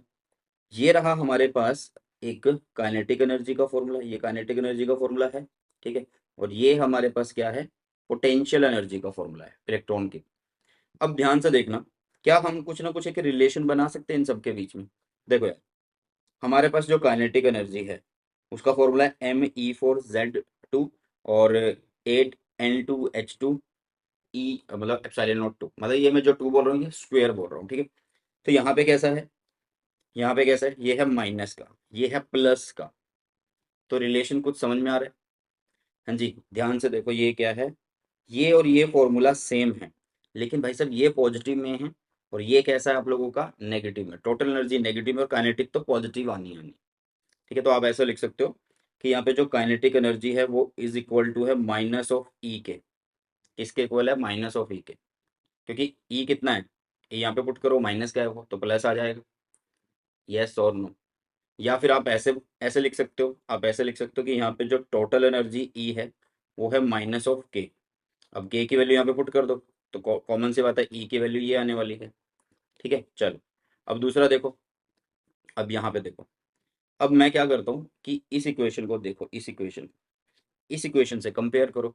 क्या मैं इस इक्वेशन को, क्या मैं इस इक्वेशन को कुछ ऐसे लिख दूं, देखना ध्यान से, यहाँ पे दिख रहा होगा, हाँ। क्या मैं इस इक्वेशन को, जो टोटल एनर्जी वाली इक्वेशन है, इसको ऐसे लिख दूं कि E is equal to minus m E four Z square, नीचे मैं लिख देता हूँ 4 एप्सिलॉन नॉट का square n square h square, और यहाँ पे 1/2 ऐसे अलग कर लेता हूँ। मतलब जो 8 था उसको मैंने 4 और 2 में ब्रेक कर लिया। अब ध्यान से देखना, ये कौन है भाई, टोटल, सॉरी ये कौन है हमारे पास, एनर्जी है, कौन सी, पोटेंशियल एनर्जी। तो इसका मतलब हमारे पास जो ई है वो क्या है, वो यू बाय में 2 है, मतलब यू जो है वो 2 टाइम्स ऑफ ई है। अब ये बोल दो potential energy is 2 times of किसका, टोटल एनर्जी का। तो ये रिलेशन बहुत ज्यादा इंपॉर्टेंट है, आप लोगों को करना जरूरी है। क्लियर, चलो यार। तो टोटल एनर्जी का फॉर्मूला आ चुका है, जिसमें हमने काइनेटिक और पोटेंशियल दोनों समझ लिए, साथ में हमने वेलोसिटी ऑफ इलेक्ट्रॉन समझ लिया, साथ में हमने यहाँ पे रेडियस समझ लिया और वेलोसिटी भी समझ लिया, है ना। तो भाई इससे ज़्यादा डेरिवेशन तो क्या ही आती है आप लोगों के पास, ठीक है, इससे ज़्यादा डेरिवेशन नहीं आती आप लोगों के पास। अब हमारे सिलेबस में आगे क्या आता है यार, अब सुनना ध्यान से। हमारे सिलेबस में अब हम स्पेक्ट्रम पढ़ रहे होंगे, क्या पढ़ रहे होंगे, स्पेक्ट्रम को पढ़ रहे होंगे, ठीक है।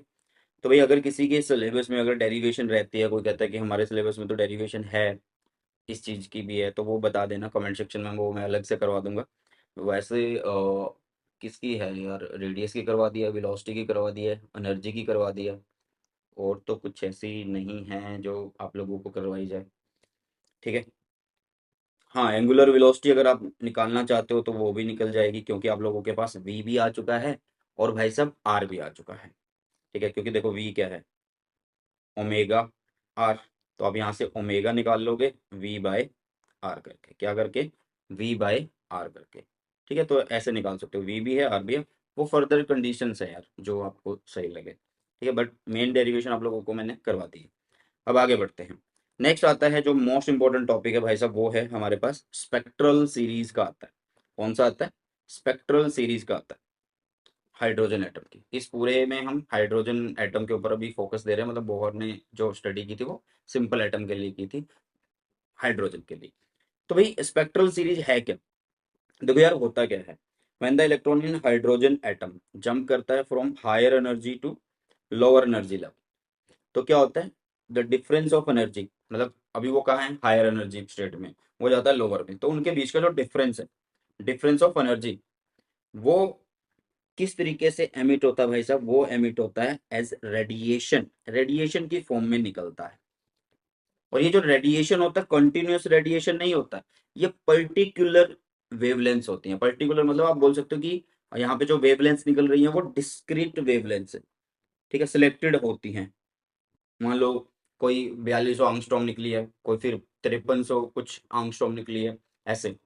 तो ऐसे डिस्क्रीट वेवलेंथ हमें मिलती हैं। कैसी मिलती है भाई साहब, डिस्क्रीट वेवलेंथ मिलती है, और ऐसे बहुत सारी मिलती हैं। तो इसको बोला जाता है क्या, स्पेक्ट्रल लाइन बोला जाता है, इसको क्या बोला जाता है, स्पेक्ट्रल लाइन बोला जाता है। तो ये जो एनर्जी डिफरेंस है ना, इसका भी एक फॉर्मूला आता है, एग्जैक्ट कितनी एनर्जी होती है भाई साहब, है ना। तो उसको भी फाइंड आउट कर लेते हैं। अब जैसे कि मान लो यहाँ पे हमने कहा कि, इसको यहाँ पे रखते हैं, इसको यहाँ पे रखते हैं, ठीक है। हमने कहा, सुनना यार ध्यान से, हमने कहा कि एक जो इलेक्ट्रॉन है अभी वो यहाँ पे है, इलेक्ट्रॉन अभी यहाँ पे है, ठीक है। ये हमारा हायर एनर्जी स्टेट है, क्या है ये हमारा, हायर एनर्जी स्टेट है, okay, higher energy state. Initially electron यहाँ पे है, तो इसको मैंने बोला ई आई, कि यहाँ की जो एनर्जी है वो ई आई है। अब वो क्या करता है भाई, होता क्या है कि इलेक्ट्रॉन ना लोअर स्टेट में होता है, ग्राउंड स्टेट में होता है या लोअर स्टेट में होता है, जहाँ एनर्जी लो होती है, उसको हम एनर्जी देते हैं या उसको किसी भी मेथड के हिसाब से एनर्जी मिलती है, तो वो एनर्जी लेके एक्साइड होकर ऊपर चला जाता है, ऊपर मतलब हायर स्टेट में चला जाता है, और ज्यादा देर वहां नहीं रहता, वो फिर धड़ाम से नीचे आता है। तो जब वो आता है तो एनर्जी रिलीज करता है in the form of photon, और डिफरेंस के बराबर होती है, अभी करेंगे इसको। बट मैंने जो बताया वो ये बताया कि जब वो ऊपर जाता है तो एनर्जी अब्जॉर्ब करता है, जब वो नीचे आता है डी एक्साइट होता है तो एनर्जी रिलीज करता है in the form of photon. चल, तो यहाँ पे एनर्जी अभी कैसी है भाई, फाइनल है, मतलब ये जो ऊपर है वो हायर एनर्जी स्टेट है और ये नीचे लोअर एनर्जी स्टेट है। तो आप यहाँ पे एक कंडीशन जो लिख सकते हो कि हेयर ई आई जो है वो बड़ा है किससे, ई फाइनल से, ई आई जो है बड़ा है किससे, ई फाइनल से, ये याद रखना, क्योंकि जहां से वो आ रहा है वहां पे एनर्जी ज्यादा थी, ठीक है। समझ में आ रही है चीज है, चलो जी। अब इलेक्ट्रॉन भाई साहब नीचे आया, धड़ाम आया नीचे, ठीक है, ये धड़ाम से नीचे आ रहा है, तो एनर्जी रिलीज हो रही है, मतलब फोटोन की फॉर्म में। तो एक फोटोन रिलीज हुआ जिसकी वैल्यू होती है एच ऑफ, मतलब जिसकी एनर्जी की वैल्यू होती है एच। अब हमने बोहर के थर्ड पोस्टुलेट में पढ़ा था ना कि इस एनर्जी डिफरेंस के बराबर ये वैल्यू होती है, इस एनर्जी डिफरेंस के बराबर ये वैल्यू होती है। ये एच एफ जो है, ये एनर्जी जो है, इन दोनों की डिफरेंस के बराबर होती है, ठीक है। तो अभी हम क्या करके आए हैं, अभी हम करके आए हैं भाई साहब एनर्जी का एक बढ़िया सा फॉर्मूला, ये वाला करके आए हैं या नहीं करके आए हैं भाई, ठीक है। ये हमने एनर्जी का एक बढ़िया सा फॉर्मूला किया है, इसको साइड में लिख लेता हूँ, यहाँ पे लिख लेता हूँ, यहाँ पे रख लेता हूँ इसको, मतलब ये काम का है हमारे, ये भी काम आने वाला है, तो ध्यान से सुनना, ठीक है। ठीक है, ये एनर्जी का फॉर्मूला। अब हम क्या करते हैं, इनिशियली एनर्जी जो है उसको लिखते हैं भाई। सबसे पहले लिखा हमने एच एफ, इनिशियल एनर्जी लिखी, initial minus m z square e four, upon में लिखा 8 एप्सिलॉन नॉट का स्क्वेयर एन, इनिशियली है तो एन आई लिखो, इनिशियल लिखो, एच स्क्वेयर, माइनस कर रहे हैं फाइनल वाली को, माइनस फाइनल वाली भी माइनस में है तो यहाँ पे प्लस आ जाएगा, तो ये होगा M z square e four, नीचे आ गया 8 एप्सिलॉन नॉट का स्क्वेयर एन फाइनल का स्क्वेयर एच का स्क्वेयर, ठीक है। अब भाई जिसको प्लस है, ये प्लस वाली है तो इसको आगे लिख लेते हैं, इसको पीछे लिख देते हैं, तो इसको ऐसे लिख लें कि एच एफ आ गया कितना, M Z two E four, यहाँ पे आ गया 8 epsilon nought two H square, और अंदर रह गया कितना, N I, sorry N I नहीं, एन एफ का स्क्वेयर माइनस एन इनिशियल का स्क्वेयर, ये रह गया। यस और नो, क्लियर है, समझ में आ रही है इतनी चीजें। अब ध्यान से सुनना, अब ध्यान से सुनना, यहाँ से ना एक फॉर्मूला बनाएंगे अब बढ़िया वाला, यहाँ से हम एक फॉर्मूला बनाने वाले हैं, यहाँ से हम एक फॉर्मूला बनाने वाले हैं। चलो ये यहाँ पे रख दिया, ठीक है। अब ध्यान से सुनना, अब तुम्हें पता है यार सी क्या होता है, सी, सी क्या होता है, फ्रीक्वेंसी लैम्डा होता है, तो यहाँ पे फ्रीक्वेंसी क्या होगा, फ्रीक्वेंसी क्या होगा, सी बाय लैम्डा होगा, तो यहाँ पे मैंने लिख दिया एच सी बाय लैम्डा, यहाँ पे आ गया M Z two E four, नीचे आ गया 8 एप्सिलॉन नॉट स्क्वेयर, और एच स्क्वेयर मतलब प्लैंक्स कांस्टेंट का 2 हमने किया, और साथ में यहाँ पे हो गया 1 by N final minus N initial, ये समझ में आया, ठीक है, क्लियर है। अब ध्यान से सुनना सभी बच्चे, भाई अभी हमने यहाँ से 1 बाय लैम्डा निकाला, इस 1 बाय लैम्डा को हम वेव नंबर में बोलेंगे, तो ये बन जाएगा आप लोगों के पास क्या, M E four Z two by 8 epsilon not का स्क्वायर एच का स्क्वायर, और एक एच और यहाँ से आ रहा है, देखो ये वाला जो एच है यहाँ पे आ रहा है, सी भी यहीं पे आ रहा है, तो ये बनेगा एच क्यूब बन जाएगा, यहाँ पे कितना बन जाएगा भाई साहब, एच क्यूब, और ये बन जाएगा सी, और ये वही बाकी का बाकी लिख दो यार, ठीक है। सेम टू सेम जो बचा हुआ है भाई साहब वो हमने यहाँ पे लिख दिया है। अब ध्यान से सुनना, यहाँ पे आप लोगों को, अच्छा एक मिनट, कोई गलती तो हमने नहीं की, नहीं कोई गलती नहीं है यहाँ पे, सही है बिल्कुल, हाँ। अब यहाँ पे देखो यार कि एम ई फोर और 8 epsilon naught square h cube c, ये हमने लिख दिया कि ये कांस्टेंट के बराबर है, ये हमने लिख दिया कि ये एक कांस्टेंट के बराबर है, ठीक है। और इस कांस्टेंट का नाम है भाई साहब रेडबर्ग्स कांस्टेंट, क्या नाम है इसका, रेडबर्ग्स कांस्टेंट है, देखो ये रहा आप लोगों के पास कांस्टेंट, ठीक है, ये रहा आप लोगों के पास कांस्टेंट, यहाँ पे लिखते, ये कौन सा कांस्टेंट है, रेडबर्ग्स कांस्टेंट है, ठीक है भाई। तो मतलब इसकी वैल्यू हमने आर रख दी, तो बस हो गया काम। तो इसका फॉर्मूला आ गया 1 by lambda is equal to R Z square 1 upon N final minus N initial, ये जो 2 है ये जरूर लिखने हैं, मैं दोबारा लिख रहा हूँ, दोबारा लिख रहा हूँ इसको, फाइनल, ठीक है। समझ में आया क्या होता है भाई साहब, ये आर होता है। अब अगर हम हाइड्रोजन के लिए लिख रहे हैं, किसके लिए लिख रहे हैं, हाइड्रोजन के लिए अगर लिख रहे हैं तो भाई साहब जेड को आप 1 भी कर सकते हैं, जेड को आप 1 भी कर सकते हैं। तो कई बुक में आप लोगों को यहाँ पे ये दिख रहा होगा 1/λ इज इक्वल टू कितना आर, और ये दिखेगा यहाँ पे 1/n final two minus 1/n initial two. ठीक है, बट ये याद रखना कि जो इधर वाला है, ये वाला है, अगर मान लो ये पूरा फॉर्मूला प्लस में है तो इधर वाला जो होता है ये हायर स्टेट होती है, ये लोअर स्टेट होती है, ये जहां से आ रहे हैं वो है, ये जहां पे जा रहे हैं वो है। समझ आ रही है चीजें, यस और नो, समझ आ रही है भाई साहब। तो भाई यहाँ पे ये है फॉर्मूला, ये है क्या फॉर्मूला आप लोगों के सामने, समझ में आया। ये स्पेक्ट्रल लाइंस निकलती हैं सही से, हर एक जो एमिशन निकल रहा है उसकी वेवलेंथ डिसाइड हो जाती है कि कितनी वेवलेंथ के वो निकल रहे हैं। इतनी चीजें समझ में आई। चल रहा, अब एक और चीज मैं तुम्हें बताता हूँ। यहीं पे, यहीं पे हम अगर इसको देखो, इसको निकालते हैं, ठीक है, इसको फाइंड आउट करते हैं। अब ध्यान से देखना यार, ध्यान से देखना कि अगर मैं यहाँ पे एन को 1 करता हूँ, एन को क्या करता हूँ 1 करता हूँ, या एन को मत करो यार, तुम सीधा एक काम करो, अब सारी वैल्यूज पुट कर दो, मास ऑफ इलेक्ट्रॉन की वैल्यू पुट कर दो, ई की वैल्यू पुट कर दो, चार्ज ऑफ इलेक्ट्रॉन की, एप्सिलॉन नॉट की, एच की और 8 की। तो भाई साहब आप लोगों के पास यहाँ से आ जाएगा E is equal to -13.6 upon में एन स्क्वेयर, और ये इलेक्ट्रॉन वोल्ट में होगा, ये याद रखना। ये किस में होगा, ये इलेक्ट्रॉन वोल्ट में होगा, बस ये याद रखना आप लोग, किस में होगा, ये इलेक्ट्रॉन वोल्ट में होगा। क्लियर है। तो ये होता है हर एक, मतलब इससे क्या होगा, हर एक जो लेवल होगा ना उसकी एनर्जी निकल जाएगी, हर एक जो लेवल होगा उसकी एनर्जी निकल जाएगी। मतलब इसमें m e4 8 epsilon not H square की वैल्यू निकालेंगे तो वो इस फॉर्म में आएगी, 13.6 इलेक्ट्रॉन वोल्ट, ये माइनस। क्लियर। चलो अब आगे बढ़ते हैं। अब ये फॉर्मूला हमारे पास बहुत काम का आने वाला है, क्यों, क्योंकि देखो यार इन्होंने बोला कि यहाँ पे जो रेडिएशन एमिट होती हैं वो पर्टिकुलर वेवलेंथ की होती है, और ऐसी बहुत सारी वेवलेंथ निकलती हैं डिस्क्रीट में अलग अलग, मतलब एक ग्रुप आया होती है, एक ग्रुप आया, फिर से ग्रुप आया, फिर से एक ग्रुप आया। तो उसके आधार पे भाई साहब बहुत सारे, मतलब हमारे पास जो हमारे कोर्स के अंदर है वो 5 सीरीज है, वो एक बार देख लेते हैं।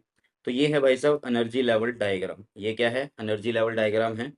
ठीक है, आपने अभी एक फॉर्मूला लिखा, यहाँ पे मैं लिखता हूँ E is equal to -13.6 electron volt by में एन स्क्वेयर आपने लिखा। अब अगर मैं n इज इक्वल टू 1 कर दूंगा तो वो मेरा ग्राउंड स्टेट है, फिर उसके बाद 2 करूंगा, फिर 3 करूंगा, 4 करूंगा, तो वो एक्साइटेड स्टेट्स की मैं, या फिर मैं बोलूँ कि हायर एनर्जी स्टेट की एनर्जी निकाल रहा हूँ। तो ये है ग्राउंड स्टेट आप लोगों के पास, है ना। ये कौन है भाई साहब, ये ग्राउंड स्टेट है, ठीक है, ये ग्राउंड स्टेट है, दिख रहा होगा। चलो जी, अब उसके बाद ये हायर एनर्जी स्टेट्स हैं, और ऐसे ये चलते रहेंगे। तो एमिशन में क्या होता है ना, स्पेक्ट्र, अभी बोला ना कि स्पेक्ट्रल लाइंस निकलती हैं तो ग्रुप्स के फॉर्म में आते हैं वो। तो यहाँ पे सीरीज होती है हमारे पास, एक होती है लाइमन सीरीज, एक होती है बाल अरे अरे अरे एक होती है बाल्मर सीरीज, एक होती है पाशन सीरीज, और एक होती है ब्रैकेट सीरीज, और एक होती है पी फंड सीरीज। ठीक है, तो ये N1 बनाया हमने, ये N2 बनाया, ये N3 N4 N5 N6 N7 बनाया। लाइमन के लिए क्या होता है भाई साहब, सुनना ध्यान से। लाइमन सीरीज में क्या होता है कि आएंगे कहाँ पे, आएंगे कहाँ पे, मतलब NF का कौन होगा, हमारा 1 होगा, NF कौन होगा, 1 होगा, फाइनल जहाँ पे आ रहे हैं, और जहां से आ रहे होंगे उससे ऊपर जो भी हैं, 2 से आ रहे हैं, 3 से आ रहे हैं, 4 से आ रहे हैं, 5 से आ रहे हैं, 6 से आ रहे हैं, 7 से, ऐसे चलता रहेगा इन्फिनिटी। इसी तरीके से बाल्मर सीरीज में क्या होगा, हम नंबर 2 पे आते हैं, मतलब एमिशन जो है, मतलब जो एमिशन नहीं, जो ट्रांजिशन है इलेक्ट्रॉन का वो कहाँ पे होता है, 2 पे होता है। 2 पे मतलब जो फर्स्ट एक्साइटेड स्टेट है, n इज इक्वल टू 2 है, बट वो फर्स्ट एक्साइटेड स्टेट बोला जाएगा, तो वो कहाँ से होगा भाई, 3 से होगा, ये फिर 4 से, 5 से, 6 से, ऐसे ये चलता रहेगा हर एक सीरीज के लिए। अब ये एनर्जी कैसे कैलकुलेट हुई है, ये n की वैल्यू को चेंज करके कैलकुलेट हुई है। अब इनको याद करने का एक तरीका होता है यार, इनको याद करने का एक तरीका होता है, और वो क्या है, वो ये रहा लो, उनको याद करने का एक तरीका है, भाई लो भाई पानी भी, मतलब पहले जूस पिला चुके हैं इनको, पानी भी पियो, लो भाई पानी भी पियो। ठीक है, अब ऐसे कर सकते हैं सर, ये क्या हुआ, ये लो भाई वाला कैसे पता लगा कि ये मतलब तरीका है याद करने का? देखो ना भाई, सुनना ध्यान से, सुनना ध्यान से, सुनना ध्यान से। ये देखो, अब ये जो एल है वो है आप लोगों के पास लाइमन सीरीज, पहली सीरीज है लाइमन सीरीज। फिर बी जो है वो बाल्मर सीरीज है। फिर पी कौन है भाई आप लोगों के पास? पास्चन सीरीज है। फिर आप लोगों के पास ब्रैकेट सीरीज और फिर लास्ट में पी फंड सीरीज है। ठीक है, बस याद रखना कि भाई लाइमन सीरीज जो होती है उसमें जो फाइनल होगा, मतलब जो ट्रांजिशन होता है वो कहाँ पे होता है? वन पे। और जो जहां से आ रहा होगा इलेक्ट्रॉन वो उससे ऊपर कहीं से भी, ऐसे। ठीक है, ऐसे ही इसमें फाइनल कहाँ से होगा भाई? बाल्मर सीरीज के अंदर फाइनल टू होगा, और पास्चन सीरीज के अंदर फाइनल थ्री होगा, और ब्रैकेट सीरीज के अंदर जो होगा वो कहाँ पे होगा? फोर पे होगा, और पी फंड में फिफ्थ पे होगा। और यहाँ पे इनिशियल क्या होंगे? उससे ऊपर होंगे। यहाँ से तीन से शुरू कर दो, यहाँ से चार से शुरू कर दो, ठीक है, और यहाँ से पाँच से शुरू कर दो, यही होगा ना भाई, और यहाँ पे छः से शुरू कर दो। ऐसे चलती रहेगी। और भी सीरीज है, ठीक है, हेम्फ्री कुछ नाम से बोली जाती है वो, बट हमारे कोर्स में वो नहीं है। ठीक है, तो ये एक तरीका है याद करने का, और यहाँ पे मैंने लिखा भी हुआ है, यहाँ पे मैंने लिखा भी हुआ है कि कौन सी सीरीज कहाँ से है। एन फाइनल इसका वन, लाइमन का। बाल्मर के लिए क्या है? एन फाइनल भाई टू है, तो ये टू है। ये पाश्चन के लिए क्या है? पाश्चन के लिए एन फाइनल थ्री है, ब्रैकेट के लिए फोर और उसके लिए फिफ्थ है। इनिशियल उससे आगे होगा, इनिशियल मतलब उससे हायर एनर्जी स्टेट। ठीक है। अच्छा, ये कुछ रीजन होते हैं भाई जो आप लोगों को याद करने ही है।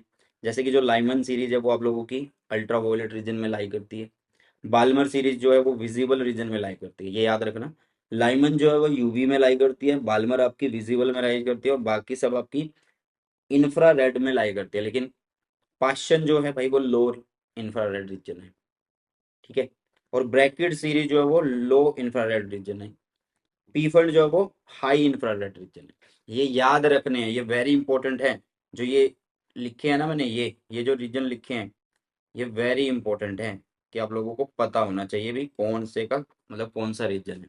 इस पे क्वेश्चन आता है बोर्ड एग्जाम के अंदर। ध्यान से देखो, Lyman series, Balmer series, Paschen series, Brackett series और पीफंड सीरीज। क्लियर? चलो अब बढ़ते हैं आगे। अच्छा जी, अब यहाँ से देखो यार, जैसे यहाँ पे है एमिशन हो रहा है, मान लो इलेक्ट्रॉन यहाँ से आ रहा है, इलेक्ट्रॉन यहाँ से आ रहा है। तुम्हें कोई बोल दे कि इलेक्ट्रॉन यहाँ, हाँ, इलेक्ट्रॉन N4 से आ रहा है और N1 तक जाएगा, ग्राउंड स्टेट तक, तो तुम्हें नंबर ऑफ लाइंस निकालने होंगे। तो तुम सबको बार बार ड्रॉ करके नहीं देखोगे कि N4 से वो सीधा वन पे जा सकता है, N4 से वो थ्री पे आएगा, थ्री से फिर वो टू पे आएगा, टू से वन पे आएगा, या थ्री से सीधा वन पे आएगा।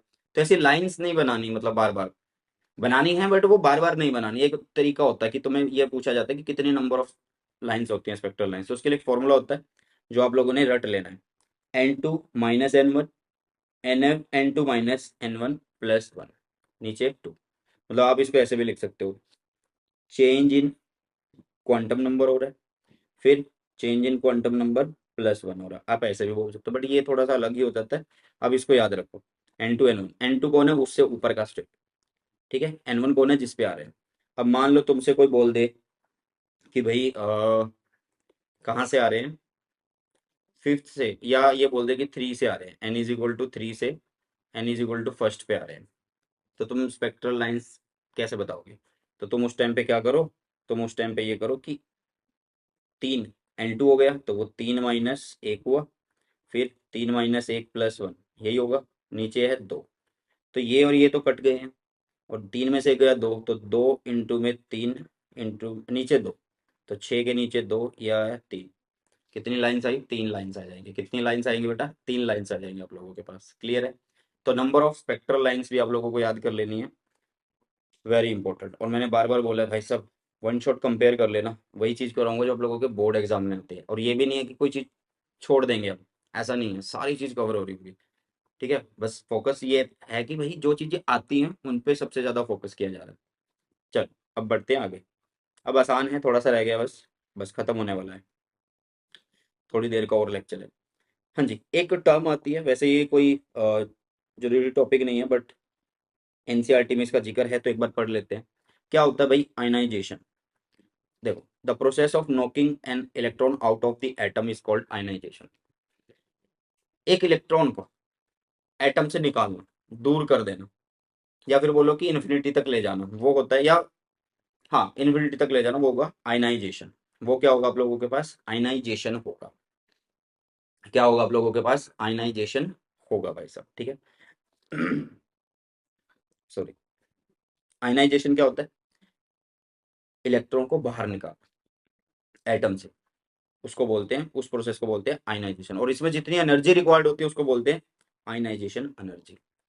अब हमने लिखा निकाली थी कि भाई -13.6 इलेक्ट्रॉन वोल्ट अपॉन में एन स्क्वायर, यही था। अब अगर मैं एन की वैल्यू 1 रखता हूँ तो इलेक्ट्रॉन बिल्कुल पास है, ग्राउंड स्टेट में है, तो वहां से अगर मैं उसको निकाल के आ रहा हूँ तो मैक्सिमम मुझे कितनी एनर्जी की जरूरत पड़ेगी? 13.6 इलेक्ट्रॉन वोल्ट एनर्जी की मुझे जरूरत पड़ने वाली है, अगर एन इज इक्वल टू मेरा 1 होगा। 13.6, याद रखना ये प्लस में होती है, वो एनर्जी माइनस में होती है, वो उसको बांधे रखती है, इसको हमें दूर करना है, तो इसलिए ये प्लस में आ रही है। किस में आ रही है? प्लस में।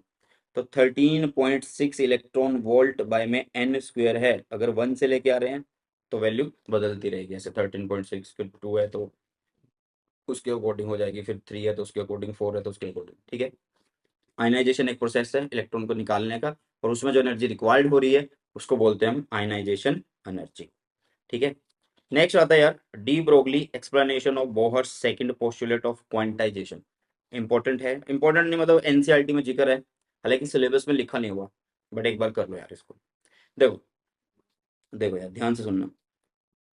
डी ब्रोगली जी ने एक इक्वेशन दी, अच्छा यहाँ पे एक मिनट, ये जो डी ब्रोगली जी हैं ये किसको एक्सप्लेन कर रहे हैं? बोहर के सेकंड पोस्टुलेट को, मतलब M we are is equal to N H upon में 2 पाई, इसको एक्सप्लेन कर रहे हैं ये, ठीक है। ये कैसे होगा वो बता रहे हैं।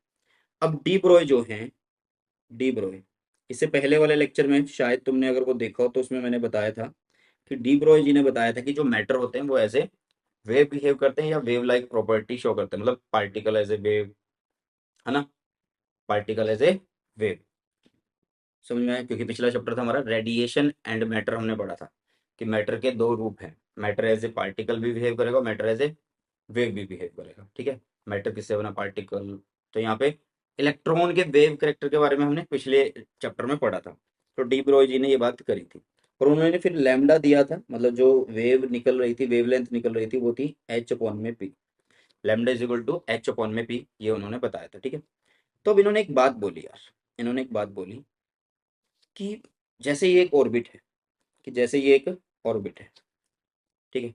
अब इसमें मान लो क्या कर रहा है, इलेक्ट्रॉन चल रहा है, घूम रहा है, इसमें इलेक्ट्रॉन क्या हो रहा है? घूम रहा है। बोहर जी ने बोला था कि इलेक्ट्रॉन क्या करेगा, अगर वो एक्सेलरेट कर रहा है मतलब घूम रहा है, तो वो कोई भी एनर्जी रेडिएट नहीं कर, एनर्जी नहीं, कोई भी रेडिएशन नहीं बताएगा, वो कोई भी रेडिएशन नहीं बताएगा, बताएगा मतलब निकालेगा, कोई रेडिएशन वहां से नहीं निकलेगी, ठीक है। उन्होंने ये बात बोली। बट डी ब्रोय जी आए, उन्होंने इस चीज को थोड़ा सा बदला, उन्होंने बोला कि अगर भाई साहब तुम इलेक्ट्रॉन को पार्टिकल मान रहे हो तो इलेक्ट्रॉन तो फिर वेव लाइक प्रॉपर्टी शो करेगा। हाँ जी, इलेक्ट्रॉन तो वेव लाइक प्रॉपर्टी शो करेगा, यस और नो, ठीक है।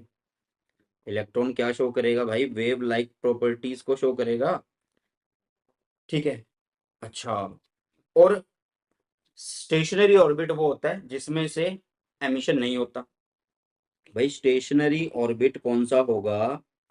या आप, हाँ स्टेशनरी बोल लो वो ज़्यादा सही रहेगा, कि स्टेशनरी ऑर्बिट वो होगा जिसमें एमिशन नहीं होगा, no emission of radiation, no emission of radiation. ध्यान से समझना, बहुत इंपॉर्टेंट पॉइंट्स बता रहा हूँ तुम्हें भाई, नो एमिशन ऑफ रेडिएशन। तो अगर इलेक्ट्रॉन को पार्टिकल माना और particle wave like property show कर रहा है डी ब्रोई की हाइपोथेसिस के अकॉर्डिंग, तो इसका मतलब उस ऑर्बिट में से, उस ऑर्बिट में से कोई भी वेव बाहर नहीं आ रही है, उस ऑर्बिट में से कोई भी वेव बाहर नहीं आ रही है, नो वेव, ठीक है। तो इसका मतलब कोई भी एनर्जी लॉस नहीं हो रहा उस वेव की, no energy loss, no energy loss. तो इसका मतलब ये है, इसका मतलब ये है कि यहाँ पे जो इलेक्ट्रॉन है वो स्टैंडिंग वेव बना रहा है एक तरीके से। कौन सी वेव बना रहा है भाई? स्टैंडिंग वेव्स बना रहा है एक तरीके से, ठीक है। कौन सी वेव बना रहा है भाई? स्टैंडिंग वेव्स बना रहा है एक तरीके से, ये बात उसने बोली है, ठीक है। स्टैंडिंग वेव की प्रॉपर्टी को शो कर रहा है, अगर भाई किसी ऑर्बिट में अगर इलेक्ट्रॉन चल रहा है, इलेक्ट्रॉन को माना है कि वो इलेक्ट्रॉन क्या करेगा, वेव लाइक प्रॉपर्टी शो करेगा, मतलब वो वेव दिखाएगा।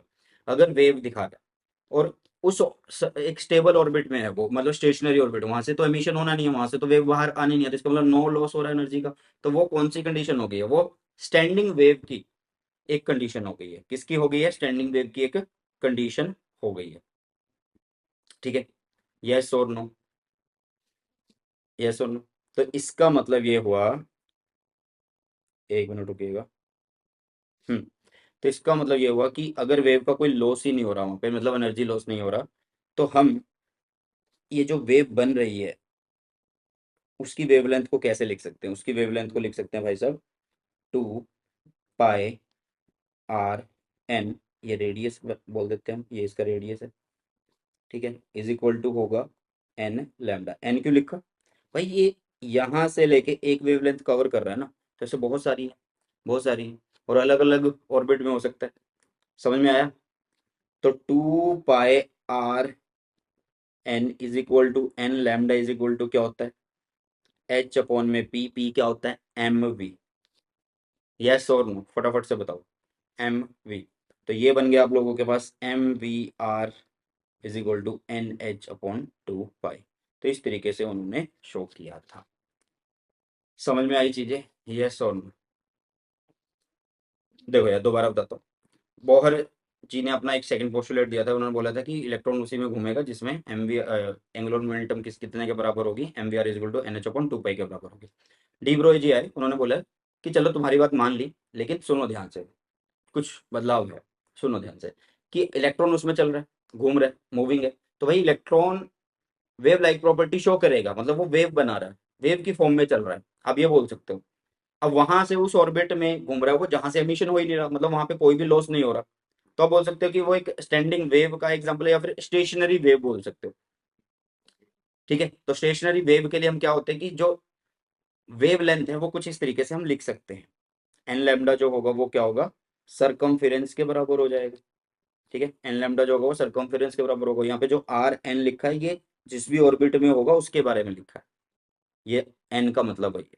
तो यहाँ से हमने अब लैम्डा की वैल्यू रखी, लैम्डा की वैल्यू रखी। पी, पी क्या होता है, मोमेंटम, मोमेंटम मतलब मास इनटू वी, वेलोसिटी, तो वो लिख दिया। तो यहाँ से M we are is equal to N H upon 2 pi आ गया, तो ये प्रूफ हो गया। डी ब्रोगली ने इस तरीके से बताया। क्लियर है। चलो, अभी जो बोहर्स मॉडल हमने पढ़ा, तो भाई साहब उसमें काफी मिस्टेक्स, मिस्टेक्स नहीं मतलब आप कुछ लिमिटेशन है वो बोल सकते हो, बट बहुत अच्छा मॉडल जो है ये साबित हुआ था, बहुत सारी चीजें यहाँ से क्लियर हुई। ठीक है, जैसे कि जो कमी थी भाई, लिमिटेशन थी, वो एक बार देख लो।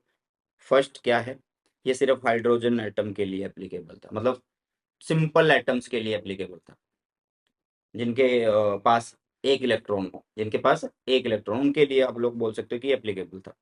तो ये बाकियों के लिए जो भाई साहब थोड़ा मुश्किल था, तो इसलिए ये सबसे बड़ी डिफिकल्टी थी। ठीक है, चलो, जिसके पास एक से ज्यादा इलेक्ट्रॉन हो, मोर देन वन इलेक्ट्रॉन। दूसरी क्या है भाई साहब, तो यहाँ पे क्या था, while Bohr's model correctly predict the frequency of the light emitted by hydrogen atom, the model is unable to explain the relative intensity of frequency in the spectrum। ठीक है, ये सबसे बड़ी क्या थी भाई, लिमिटेशन थी इसकी, क्या थी, लिमिटेशन थी। अगर आपको डिटेल में एटम्स पढ़ना मतलब और भाई अच्छा मॉडल कौन सा, तो क्वांटम मैकेनिक्स जो है वो बताती है, रेडियल थ्योरी जो है बेस्ड होती है क्वांटम मैकेनिक्स पे, वो बताती है आप लोगों को। एक और मॉडल है जो क्लास 12th में है शायद। ठीक है, फिजिक्स में जितना है उतना हमने कर लिया है।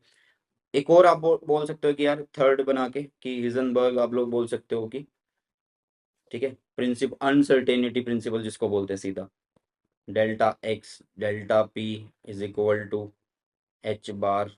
ये भी भाई साहब शो करते हैं कि इनकी क्या थी, ये एक लिमिटेशन थी।